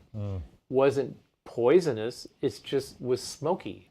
Yeah. It was really good solder, but it was smoky. So we switched to another solder that maybe didn't have all the perfect sort of qualifications that the other solder did, but the employees were like, they stopped coughing, and they were really getting irritated by that. What happens when somebody is coughing and their eyes are burning? They're scared. They're thinking they're damaging their body, and we can't have that, right? So out of deference to our employees' health concerns, we switched to a different brand. Is it good or better than the other?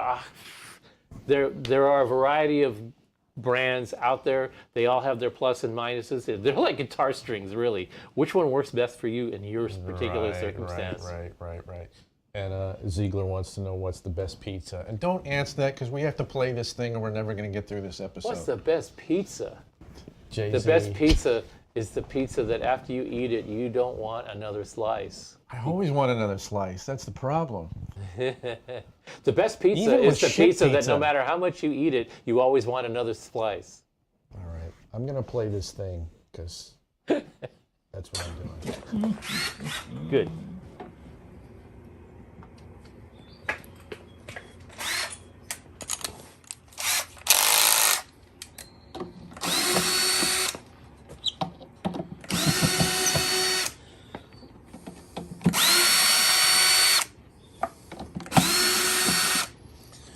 this one is a repair.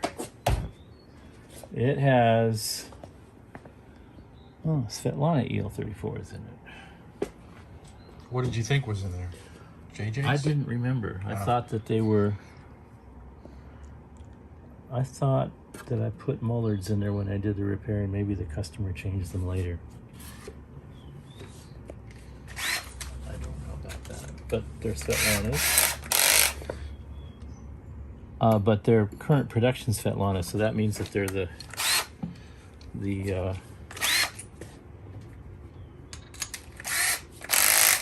Svetlanas that are made in the reflector factory, not the Svetlana factory. Still a good tubes. I was going to say, big difference in performance?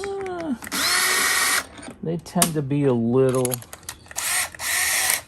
sparklier, but not a whole lot.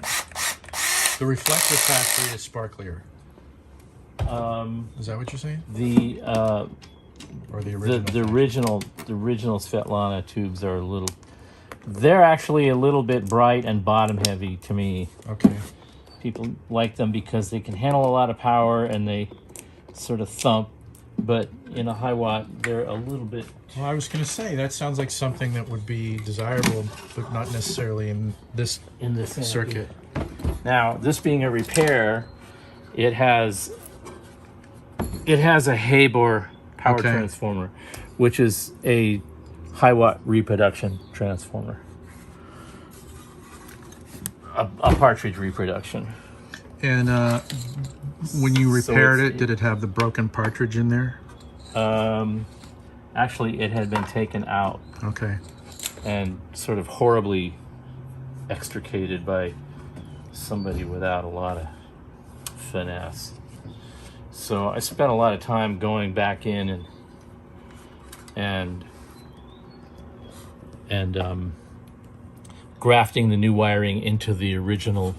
Oh, you had to do all that to make it look. Well, I wanted it to look original, so yeah, I had to do a little bit of grafting work to use the original loom.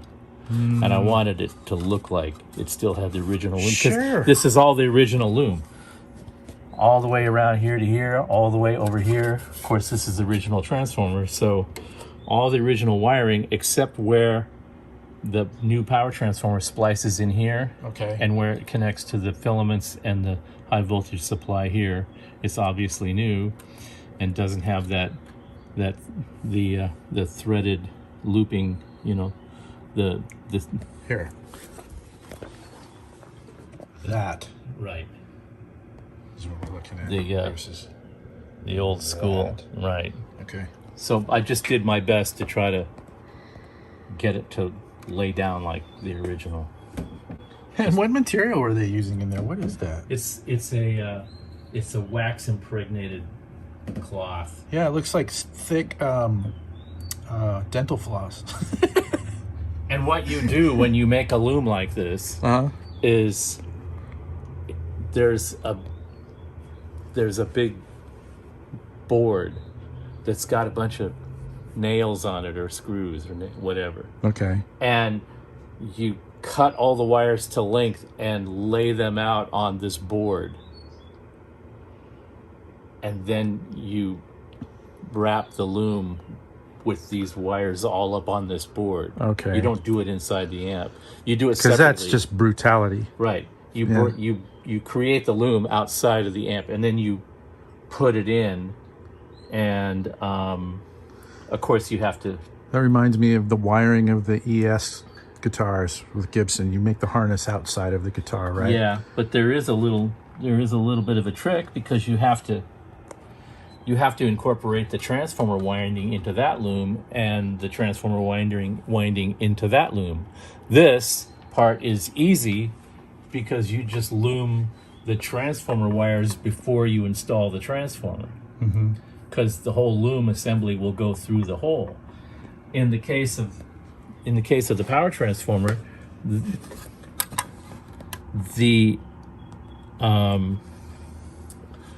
leads, part of the loom actually has to be, I think, I honestly don't know how they get that in there. I don't think normally making a loom you do it externally with a jig, but there's no way that you got the transformer wires Right. incorporated into an externally Well, you can't. jigged loom. It's physically impossible. It's So- just the chassis and So it would It's have to only the be. chassis. It would have to be all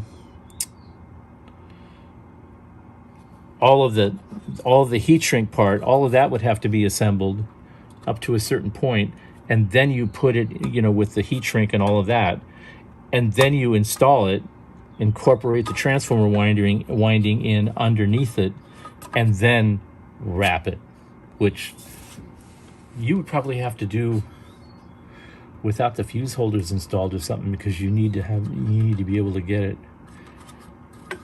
It's kind of has a little bend here, so maybe you bend it upwards to complete the loom, and it's like you loom it out this way, and then you bend it here and install it, and you've got your leads hanging out. It looks It's funny to think that there were people who were good at this and fast and efficient at this.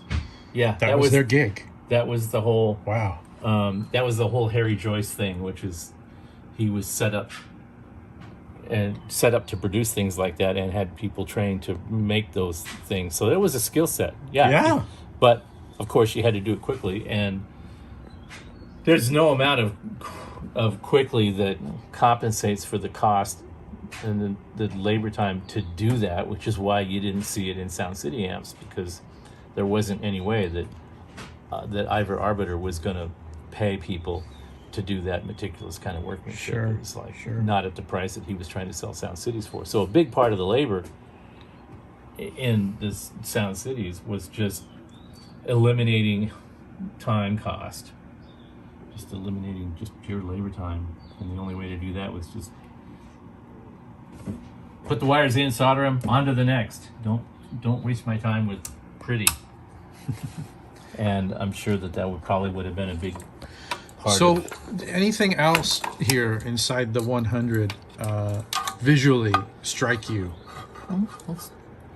we're kind of gonna have a look at that. So here we have, I'm just connecting the signal in for now the same way, but if we compare both of them, we see that we can just go down the turret board and compare component values. Okay. So this is the same. You got the 560 ohm resistor, which is a key component. This is really a critical component value in this design. And then you got a 1 meg resistor with the 22 nano capacitor, which is there, and then two 100Ks that tie into the presence control circuit.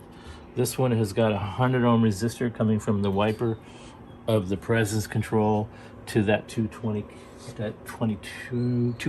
resistor there, and this one also has the 100 ohm resistor. So that's the same. It looks like it might have been replaced, and if I recall correctly, this has got Harry Joyce's initials on it, by the way. Oh. Yeah, right there. Which is part of why, once I saw that, I thought, okay, I'm gonna have to just do the most pristine job possible in a thing like this, because just out of pure deference to Harry Joyce. So that's just, some of that little anal stuff that you do because you feel you need to. Well, it's fun too. 22K there, and then capacitor values are the same there, and then here's the one of the phase inverter plate resistors. It's 82K, and over here we have 82K, and then 47K there, 47K there. It doesn't really look like a 47K, but it probably is. I'm going to double check that just to be sure. Then we got a 22K, which is a power supply decoupling resistor, 220K. That's in the tone control circuit.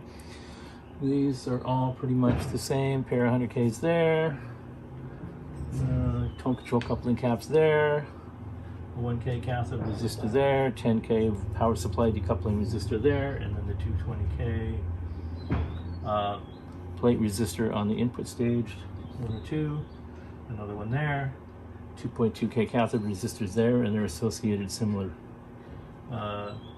cathode capacitors there, which are all the same. So the whole turret board assembly on both of these is identical.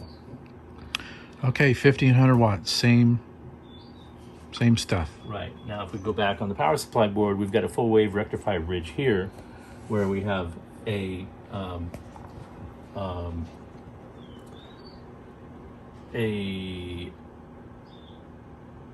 it's not a full wave bridge, it's a full wave center tap supply over here, which is typical. You don't do a full wave center tap on a 100 watt amp normally because you have a really high turns ratio on the secondary of the power transformer to accomplish that, which tends to make it more susceptible to failure down the road. So when you get up into higher power ratings like that, you want to keep the secondary voltages, more under control, and you do that by using a full wave bridge. So then the stopper resistors on the power tubes are all 22K on both, and the screen grid resistors on both. Ooh, nice save. Yeah, I'm sort of trained to do that. Knock it over and make yeah. sure it doesn't fall on the floor. The screen grid resistors on the 50 are 3 watt. Looks like they're between 3 and 5 watt resistors over there. They're half watt resistors here, and that's pretty common. It's a very low wattage value for a screen grid resistor, but that's what they used. I guess the rationale there was that if you short a screen to a plate when you're putting out full power, you're going to smoke a half watt, you're going to smoke a 5 watt. Either way, you're going to smoke the resistor and have to replace it. So what difference does it make if it's a half or a 5 watt? But at some point, they just decided, well, you know what? A 5 watt under an intermittent short condition may survive a short like that for a short interval of time. So screw it. Let's just play it a little safer. And also on the 50 watt amp, you're more likely to push it all the way into clipping than the 100. Sure. And once you go into screen grid clipping, control grid clipping, once you clip the control grids of the power tube, the screens just draw all kinds of current. So the likelihood that you're going to be drawing screen current on the 50 is way higher than on the 100. So that could be a rationale for going with. Now, is that just because of the usage, the way people were using them? Is that what you're saying? I would say. It's just going to be more likely that you're going to be taking a 50 and cranking it all the way up because the band's going to be loud and you're going to be trying to keep up. Yeah, and this is going to hurt people. This is going to hurt people, so it's the likelihood that you're going to push it well into the saturation point where the screen grids start pulling current is probably a little less likely just because of how lethal it's going to be at that volume. Right. And whereas on the 50, you'll be able to do it all the time with impunity, so you need a little bit extra level of safety consideration there, or overload consideration there. Just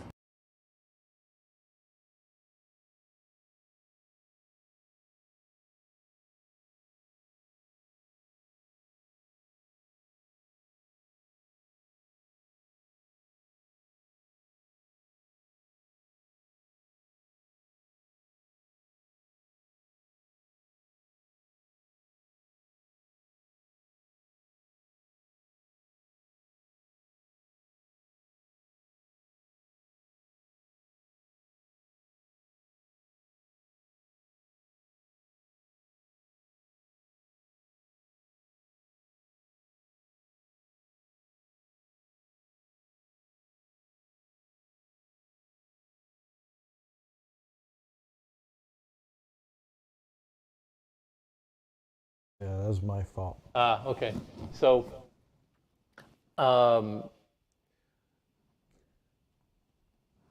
where's the echo coming from? the rationale, I extrapolated the rationale of the size of the screen grid resistors. At the time that we were having that conversation, it just occurred to me that, oh yeah, we've had situations where people turn their amps all the way up and the screen grid resistors were literally melting off the sockets because there was so much current going through them. They didn't blow because they were big. If we put smaller ones in, they would have blown because they were smaller. In either case, it was a problem, and the problem wasn't the amp design. The problem was they were pushing them so hard that they were drawing screen current through the screen grid resistors. So that's why you always see really big screen resistors in an amplifier where the screen grid current is 10 milliamps. Now, if you do the math, a half watt resistor is still 2 times to 4 times bigger than you need for 10 milliamps of screen current until it shorts. Then it'll blow instantly unless you put a resistor that's 100 times bigger than it needs to be. 100 times? Yeah, with a quarter watt resistor as opposed to a 5 watt resistor, that's like 20 times more power handling capacity. So, you know, you just sort of like discover these things, and that was the beauty, the fun for me of going through that and like looking into another engineer's head and going, why did they make that decision? Oh yeah, of course, that's why. You know, because we've run into that. So that was fun. I wanted to say a couple things. Scott Brockway, yes, they don't know it, but they do appreciate it. There's some people that do appreciate an OCD person doing a repair job really neatly. And some people that don't know to appreciate it until it becomes time to appreciate it. And the time that they appreciate it is the time that they dumped a drink on the amp, or it rolled off the cabinet while they were loading in or out of the club, or any of those circumstances where a sloppy half-assed job would have come apart in that circumstance and your job didn't. That's when they appreciate it. The other time they appreciate it is when somebody works on our gear out in the field and we get it back the next time the customer needs it worked on just for regular maintenance, and we look inside and go, somebody did a repair on this, but they did a really, really nice, neat job. They respected the work and they did commensurate level of work to do the repair, as opposed to, holy shit, who got inside of this thing and turned it into the fucking nightmare of life? I remember that one that you had last summer. God. Where like the circuit board, it looked like somebody had taken a soldering iron and just like made this massive crater hole in the board. Remember that? It's still there. We're still trying to. We've been so busy. There was one. We've got an amp in there that somebody just butchered to like almighty. It was the almighty butcher job of all time I've ever seen. We photographed it. Yeah, I think you put it on Facebook. Yeah, and we have a stash of spare boards in the warehouse for amps that were made 20, 30 years ago. We don't keep them handy all the time because that stuff takes up a lot of space. You never know which one you're going to need and when you're going to need it. So it's in a storage unit somewhere. And when something really heinous like that comes through and we have to repair it, it's usually going to get set aside and wait until the next time we go to the storage unit. And then, oh, that's right, we got to pull out one of those boards and hope that we can find one that is not as badly butchered as that one. We have some boards that probably we rejected because they didn't meet our standard, but they're sure a hell of a lot more useful than one that somebody took a shotgun to. So that's the way that kind of works. And then somebody made a comment about the tubes from Russia. Tubes from Russia have been a real challenge for the last year just because of the supply stuff. And of course, the current circumstance, as tragic and stupid as it is, isn't helping things. But do we still want to use Russian tubes? Of course. Do we want to do business with sane, normal, hardworking, responsible people in Russia that want to do business with us? Absolutely. Is it difficult to try to navigate that relationship when you've got a psychopathic madman running the whole show? Absolutely. Still, I think that the people that we do business with that are doing good work over there, we want to support them, and we want them to support us when we need stuff from them. So it's a challenge. It's a lot of work. It's a lot of communication. It's a lot of phone calls. It's a lot of emails. It's a lot of jumping up and down, but we feel it's worth it. We are doing business with some Russian companies besides the tube industry, and we've reached out to them and say, "How you guys doing? Is everything okay? Are you still able to ship us bits and pieces that we order from you? And thank you for your concern. We're okay and we're stable for the time being, and we can continue to do business with you. Thank you for contacting us, and we'll let you know next week when we can ship." So that's the way it operates. It's like a part of the world is getting a big hole blown in it, and while that's going on, other people of good faith that are just trying to do good work are trying to reach out to each other and get work done. Sure. And continue the good working relationship that we've had for decades. So, you wouldn't throw that all down the drain just because some Of course not. idiot like what we recently had in our White House is throwing his weight around and just being the stupidest person on the planet. That's the extent of the political statement I'm going to make tonight, but I would have a lot more to say about it, except I haven't been drinking enough, so I'm just going to shut my mouth at that point. And what would you like to do next? Well, I'm going to corral you a little bit. And again, talking about the Hiwatts, I mean, there's still more of this video, and I think we'll put the whole thing out as it is. But if we wanted to kind of fast forward through that, you had taken your notes about the readings from Right. inside the 100-watt. Right. And we were looking at the differences. Right. So we want to sum that up probably. Listen to the clip that I made where I set up each of these amplifiers as close to identically visually, meaning all the controls in the same places. So we could listen to them, and I played the same boring musical examples through there. I don't know if you guys saw that, but we'll play that because it's not too long.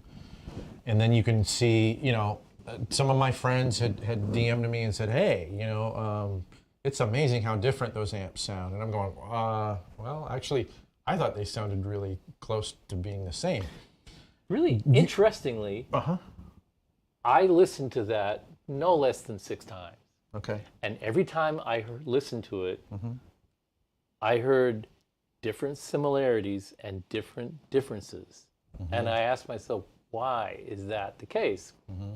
And I realized that I was paying attention to different parts of this the frequency Yeah. spectrum. When I was right. focusing on the top end, I heard the subtle differences between the top end. When I was focusing on the mids, I heard the differences between there. When I was focusing on the lows, but not all at once. I realized that I had to change my perspective to sort of. Well, are you doing the thing like?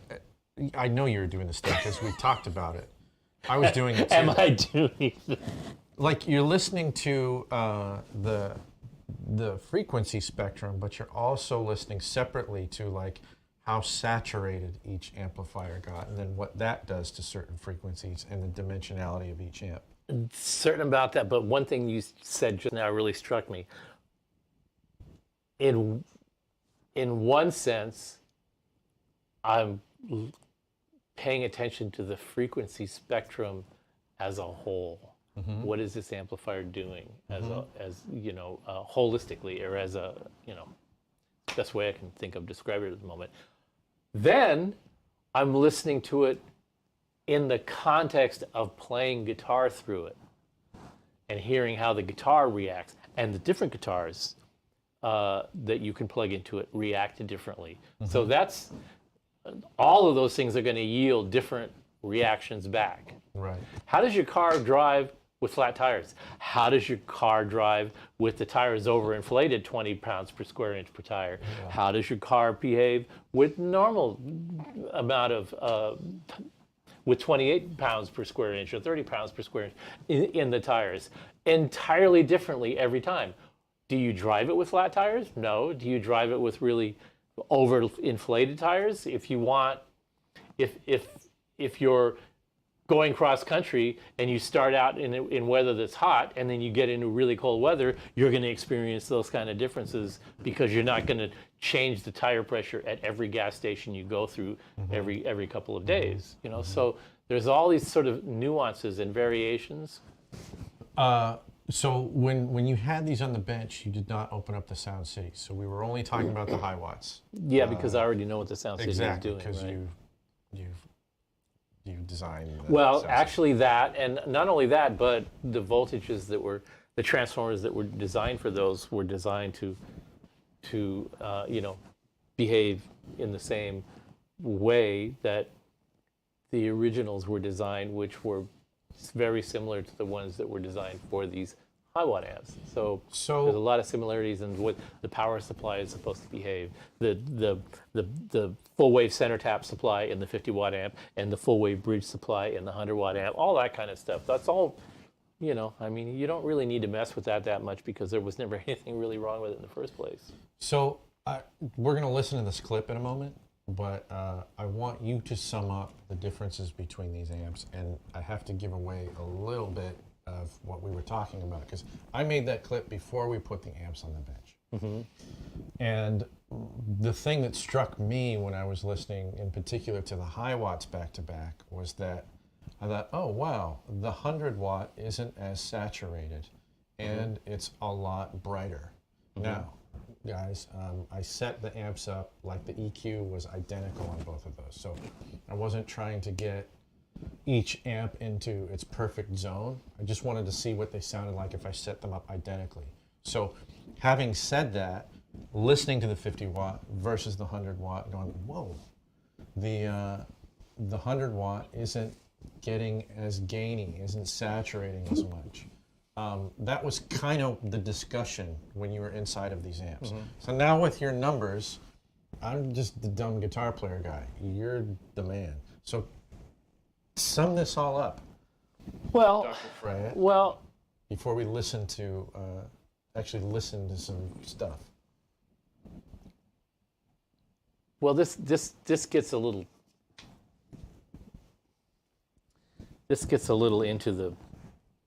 into some depth, but That's, the people who are here are weird, man. They're here Okay. for that. all right. And I'm I going to apologize to I'm the going to people just who try to aren't. lay it out as concise and quickly as possible. Let's just talk about comparisons. Okay. The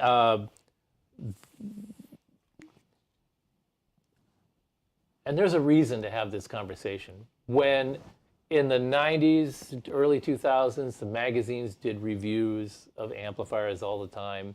And one of the first things they would say when they were doing sort of like the technical overview, they would go, well, this amp has got 500 plate volts, and this amp has got 475, and this amp has got 525 plate volts. There's the big difference right there. But they're testing it in standby mode.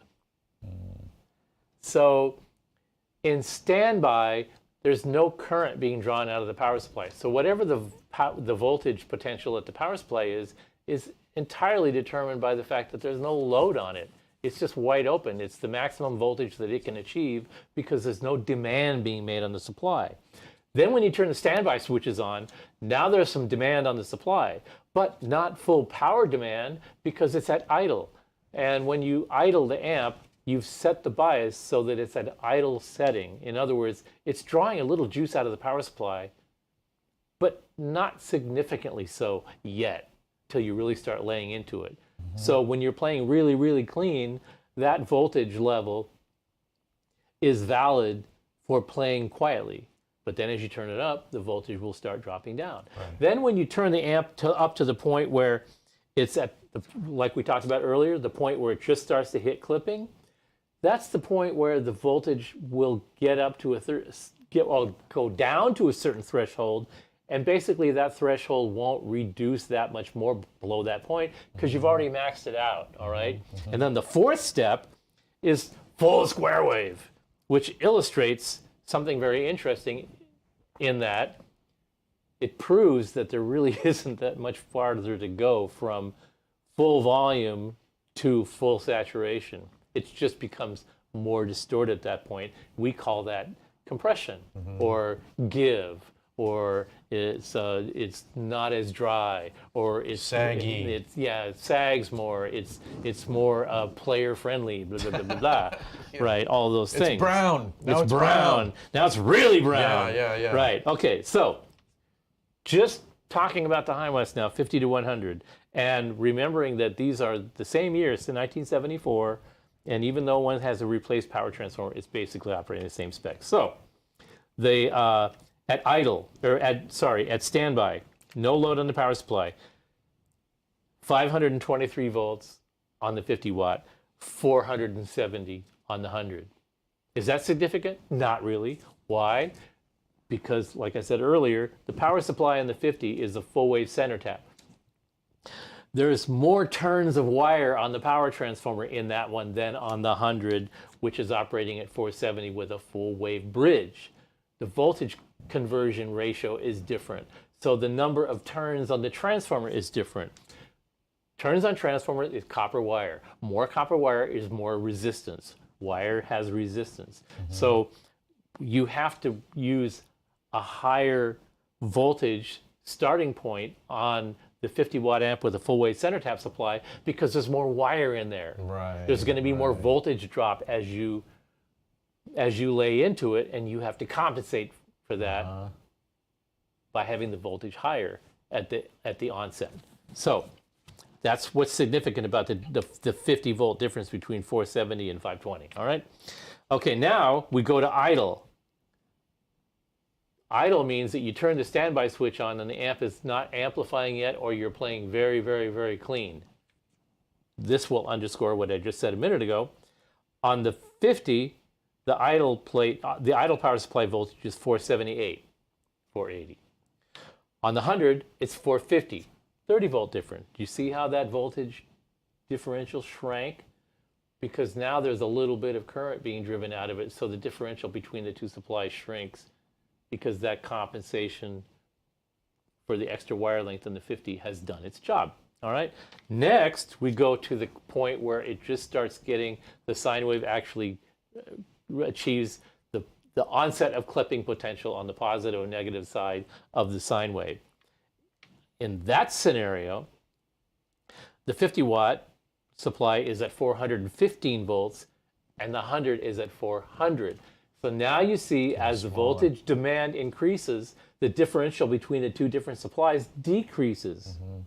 They're behaving the same way as they were intended to. The only difference is that one is putting out twice as much power.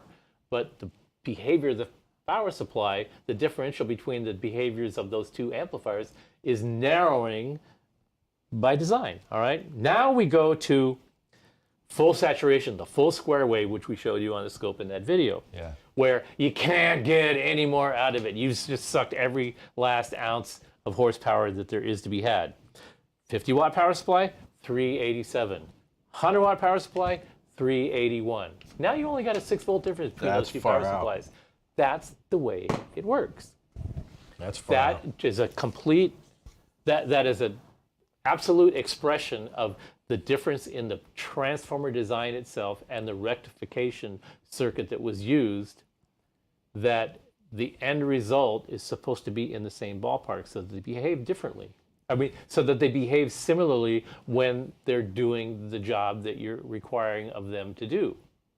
You tend to push the 50 watt one harder because you want to get more volume out of it. You tend to not do that on the 100 because you can't. Die. You don't want to die. You don't want to go deaf, right? So actually, the differential between the distortion characteristic of the 50 and the 100 is less to do with how much power it puts out or how much voltage is in the power supply, and more to do with your absolute oral survival instinct. Okay? So what does that mean? In terms of playing loud, it means a lot. But in terms of playing attenuated, where you're playing silently and recording directly, or attenuating, whole new ball game. What is that ball game? Right. You're equalizing the impact on the sonic impact on your ears, and making it very comfortable. Now you totally change the perception that you have of how the behavior of the different amps impact your playing style and your comfort level playing it.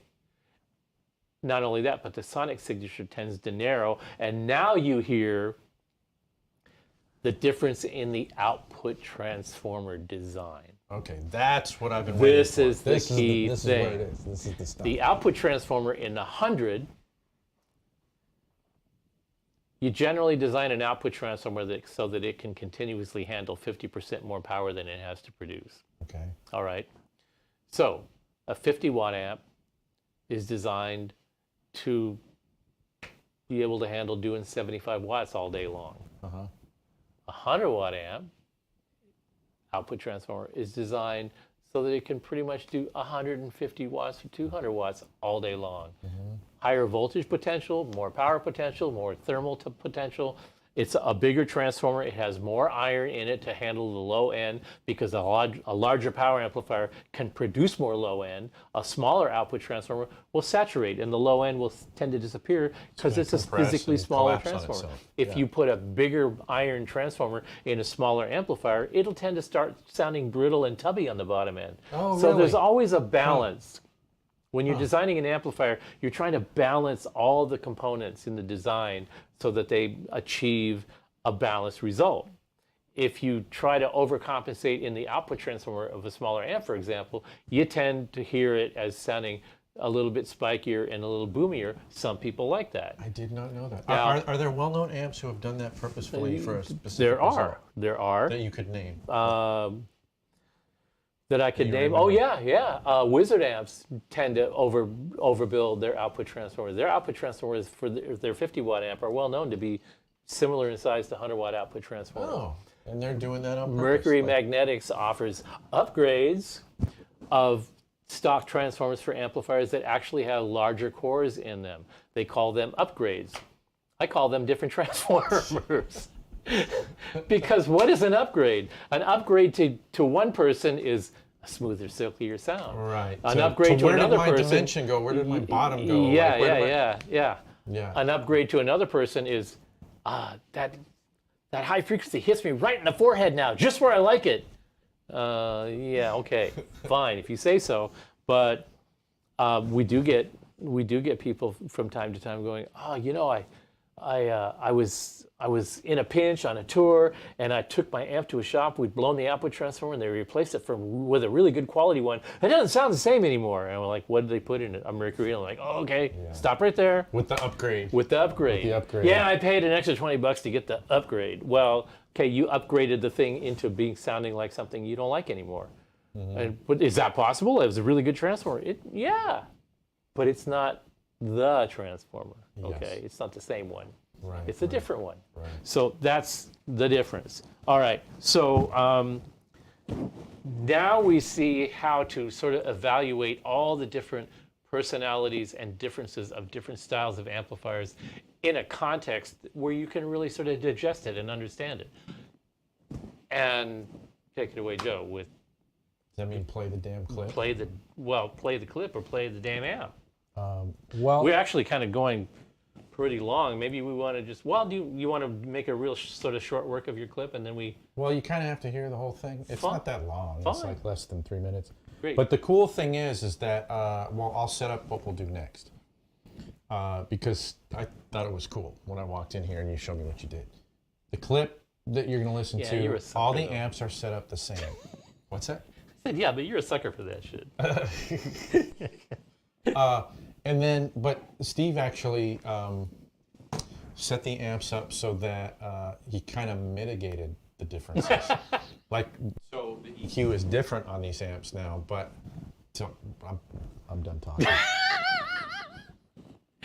And I'm gonna drink more, but I probably shouldn't. No, you definitely should. Okay. So Because then they'll be able to justify me doing it too. all right. So guys, chime in with what you hear. Don't be bashful. There's no such thing as being right or wrong. Everybody hears stuff differently, and it'll be interesting to see what you think. But there is not having the sound. Okay. All right, here we go.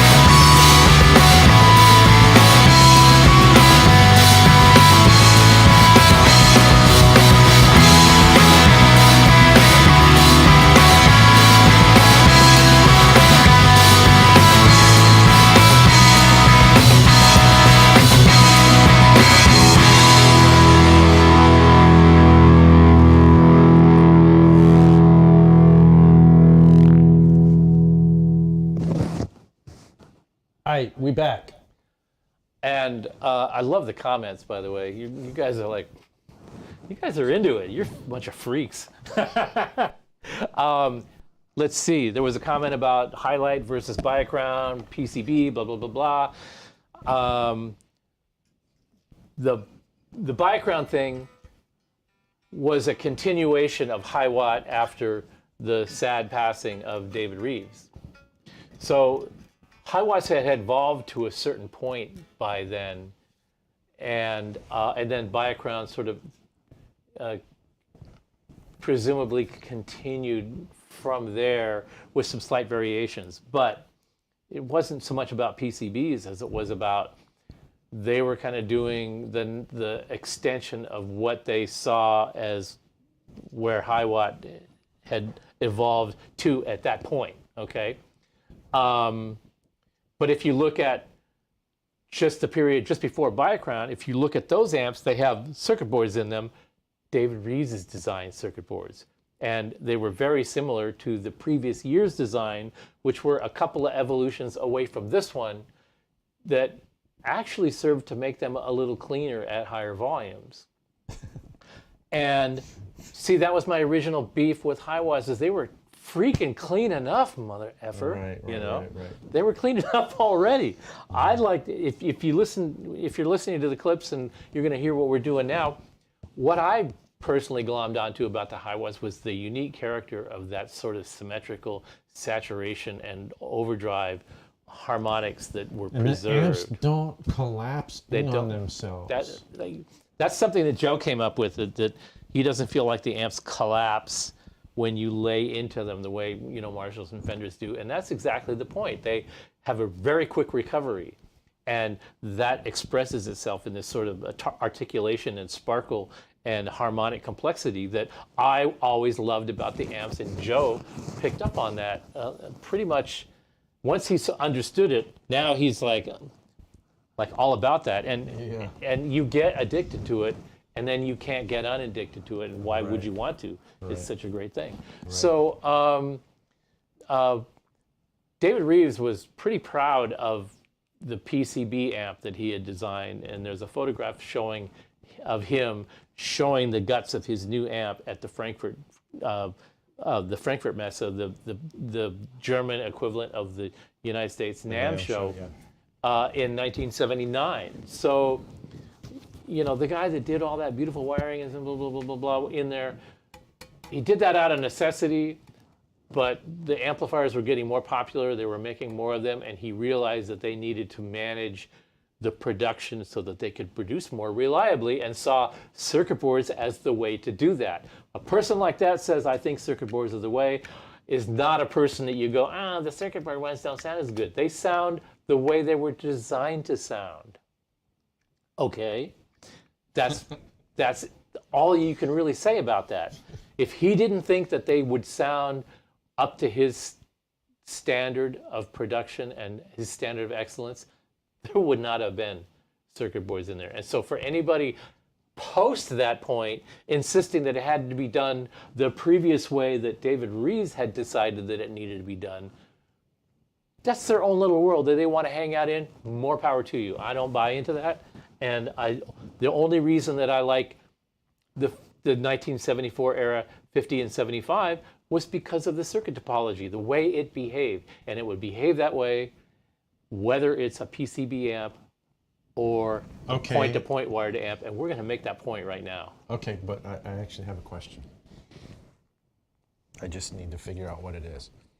So we just listened to me playing through those amps, the same crap. Yep. And crap, by the way. It was nice. I think that, for me, I thought that all four of the amps would have been. I was really surprised that they were as close in character as they were. I felt like the 100-watt Hiwatt stuck out to me at first as like, oh, this isn't as gainy, it's brighter. One of our friends here said there's less mids, and I would have agreed with that at first, you know.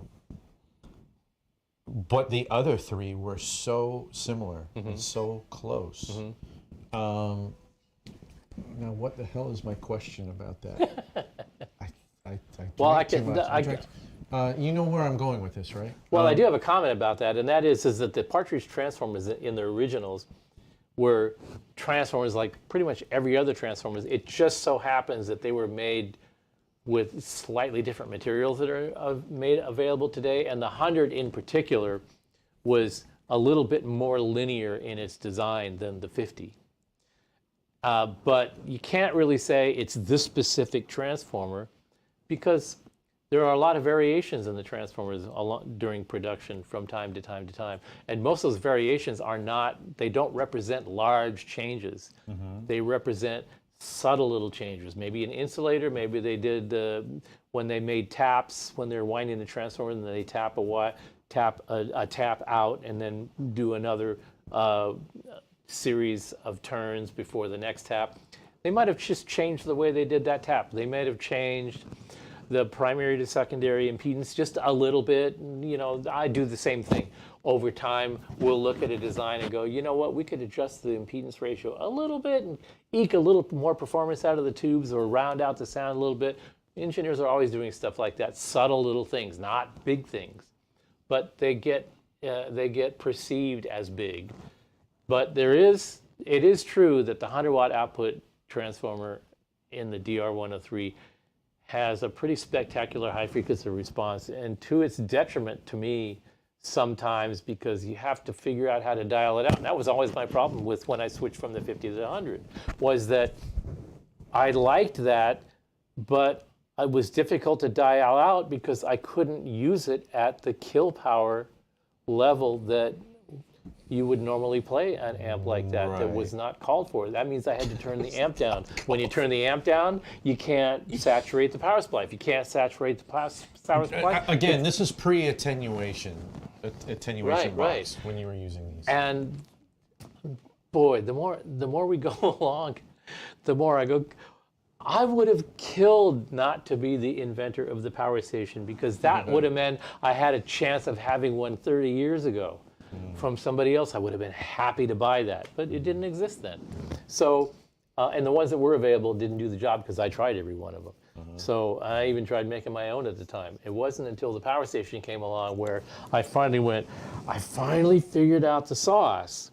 And then once I did that, and then the Sound City design came out, it all came together. So I still have a love for the DR103. I still have a great love for the DR504. They're awesome.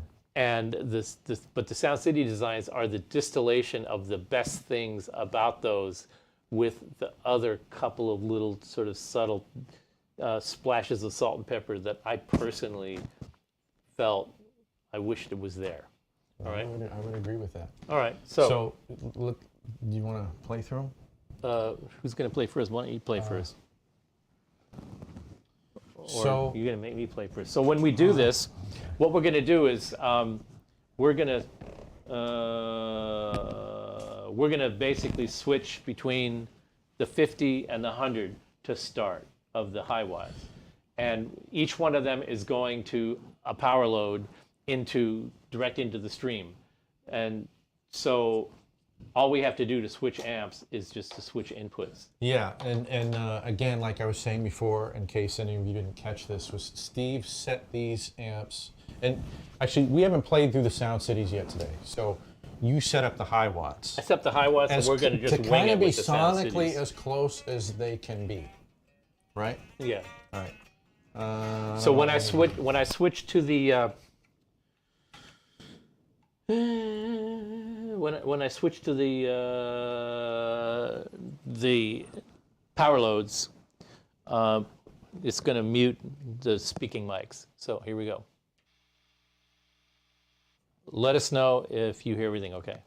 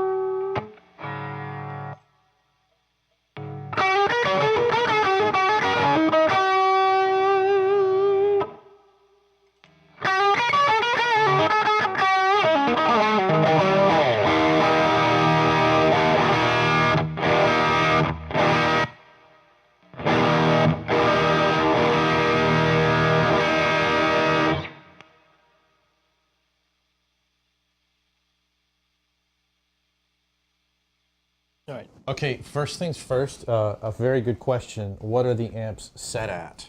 So we can describe that because they're each set up differently, right? Yeah. Do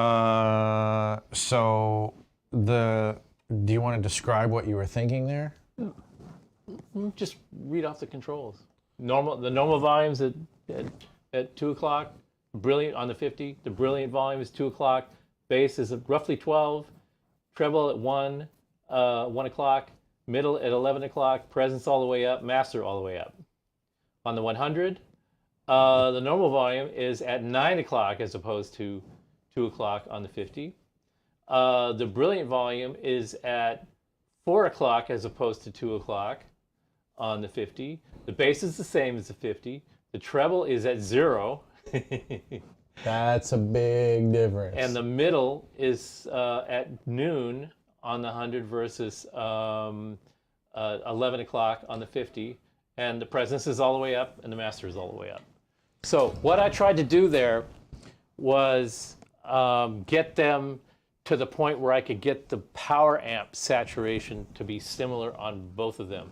Now, because of the unusual tone control circuit in Hiwatts, the treble has a lot to do with what the mid-range sounds like.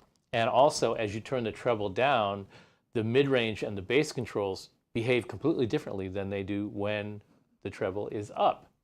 So they're super interactive, much more so than on a Marshall or Fender amp. They're really, really interactive. So turning the treble down doesn't turn the treble down. Turning the treble down just changes the entire shape and personality of the mid and bass. right. So that was an old trick I learned when I was trying to figure out how to get 100 to sound like a 50. Was like, turn the treble all the way down. At least you can sort of manage the top end a little bit. That blew my mind, walking in here and having you do that. Yeah. And Steven actually said, and this is, Ziegler's saying the same thing. It's what I thought too when I walked in here today. They're all saying it basically sounds the same because you set them up to kind of sound the same. One of the things that I did just before we stopped is, and I had Joe flipping back and forth a few times. What I did was I turned the treble control, the tone control on the guitar all the way up on the 50, and then I rolled it off 2 notches on the 100 to get rid of some of that sting so that they would sound more similar. So I cheated a little bit. Now, here's the thing that maybe we should have you play just like some chords ringing open, because the one thing that I did hear, the difference is, kind of getting super nerdy about it, is the lower mids in the bass on the 100-watt maintain this dimensionality, this wider sort of thing. It's the fat bottom girl there. Yeah. Do you want to show that? Yeah. Hit the button. What do I need to hit over here? Oh, it's just the top left button, just the very top row, just the next one over.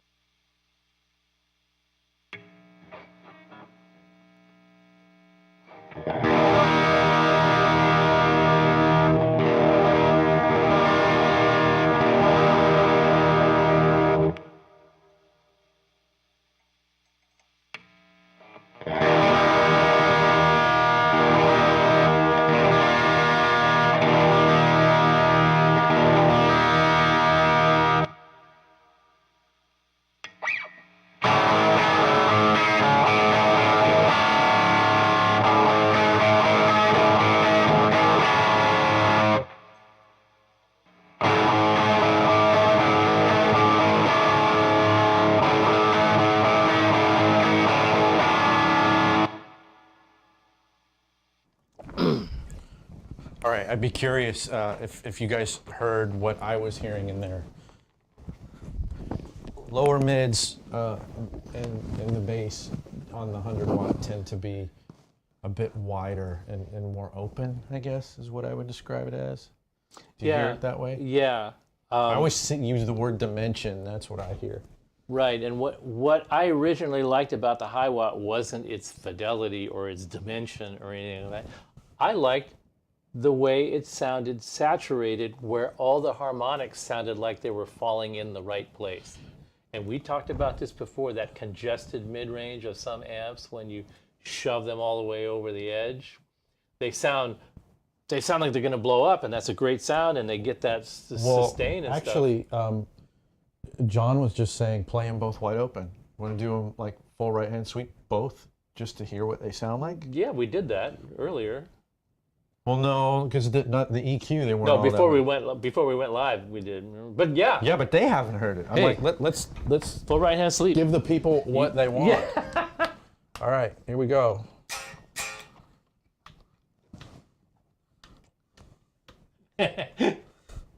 Okay, now.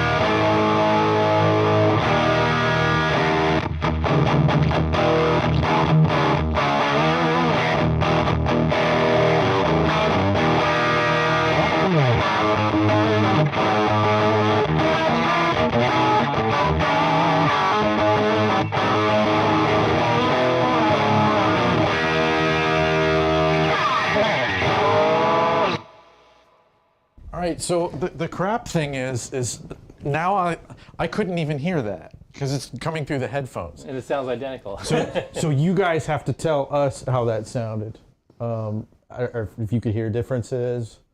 Oh, this is interesting. Nigel's saying the 50 sounds like it'd be killer in a smaller venue, like a punk bar, and the 100 watt are on a big stage. Yeah, totally, because that was like your story with the amp, right? Mm-hmm.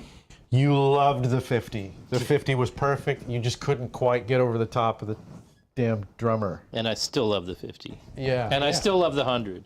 That's the whole conundrum. You love them both because they both do this essential thing, and you recognize that they're related, but they're different. It's funny though when we talk about them, like I'm slightly in the camp of the 100 more, and you're more in the camp of the 50 more. But I understand why. I'm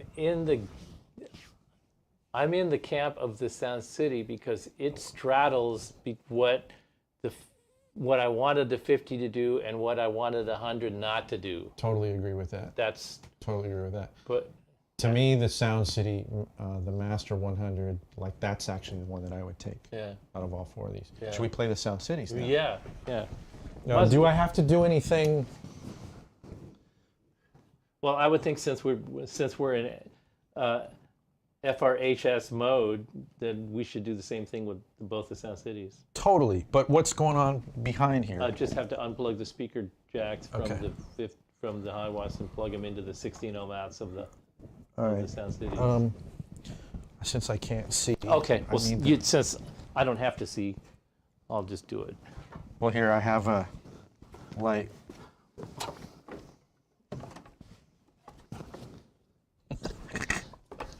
And by the way, my kingdom for an amp switcher that fucking works.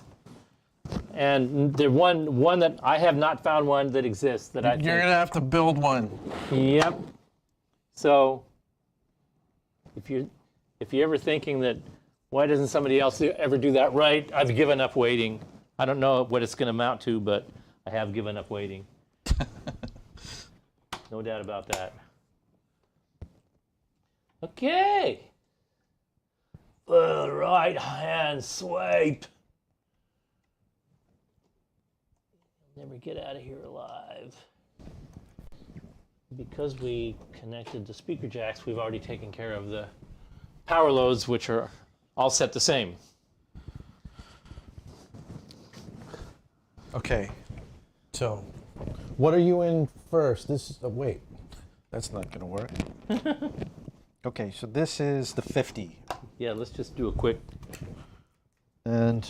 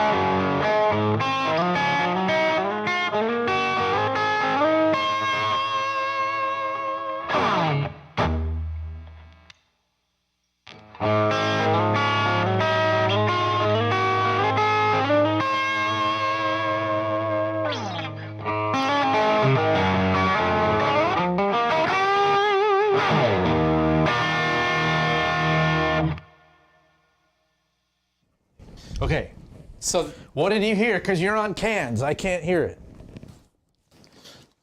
Yeah, they're more overblown, definitely. They got more gain happening. well, we did a full right hand sweep on the bottom ones, and that completely over.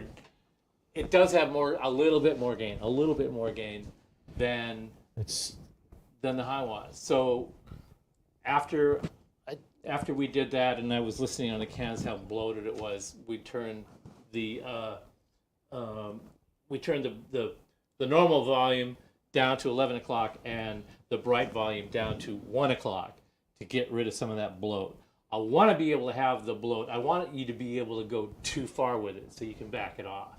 right. And probably even though technically the Hiwatts have a little bit more bass response, the bass control on the Sound City is a little bit more active. So it does.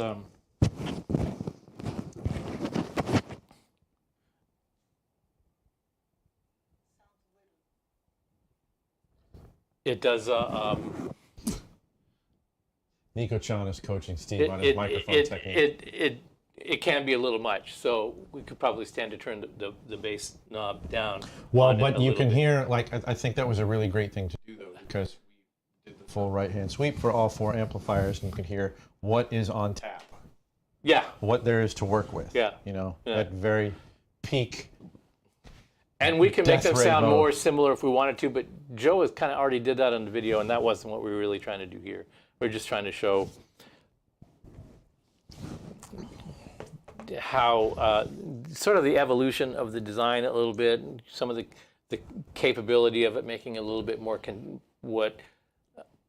getting the sort of vintage quality out of it, but also bringing some contemporary qualities out that are more useful for a wider variety of players, which is what I was trying to approach. And then finally just see how it all worked well, how it all behaved with the power load, and can we get it to work decently through the stream and all that. So that's... Yeah, and also actually being able to listen to them kind of.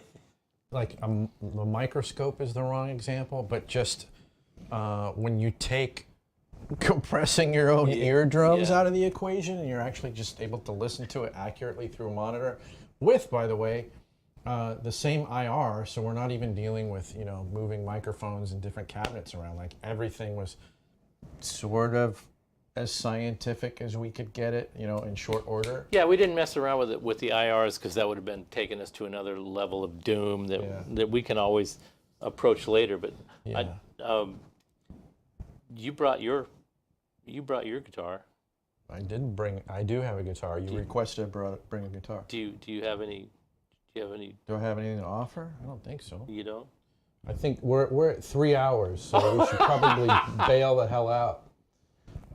Let's see. Any other? Well, we had a couple of people say, you know what? Hey, that 1.5 hour format, you guys you were like really blowing it. We like it long, so. We did another long one. We did a long one. We had some catching up to do and a lot of material to cover. And there's a lot more material to cover, so we don't really need to try to cover it all here. But Right. I think we sort of made up for the last total fail. And I think we have some good fidelity, and we have some good video quality, and we actually got all of our little toys to work properly. And we had great friends hanging out with us tonight. Yeah. Thanks so much for showing up. And great guys. feedback. Absolutely. And hanging in John Ziegler when we talk too much and don't play enough. Busted. But yeah, so I guess we will sign off here shortly. I guess we'll play the intro again on the way out. Anything else? You want to say anything else? You know what? The one thing that I really appreciate that went down while we were offline just after the holidays, and then after we totally muffed the last show, was really the number of people that contacted us and said, hey, not a problem. We live for the show. I'm a diehard fan of the show. I know you had some problems. I totally understand that. Just can't wait for it to be back. So it was comments like that gave us a lot of encouragement to like get over the little technical issues and get back rolling. So thanks for that. Always appreciate your feedback, comments. Yeah. And you're hanging with us. Really appreciate that a lot. Thank you. And we'll also put up the rest of the shop having the Hiwatts on the bench thing, because that's a whole As a separate video on YouTube, we'll do that. Yeah. Cool. Yeah. All right, we're out. Thanks, everybody. Good evening, guys. Peace. Everybody be Take safe. care. Spread All lots right. of love to everybody you know.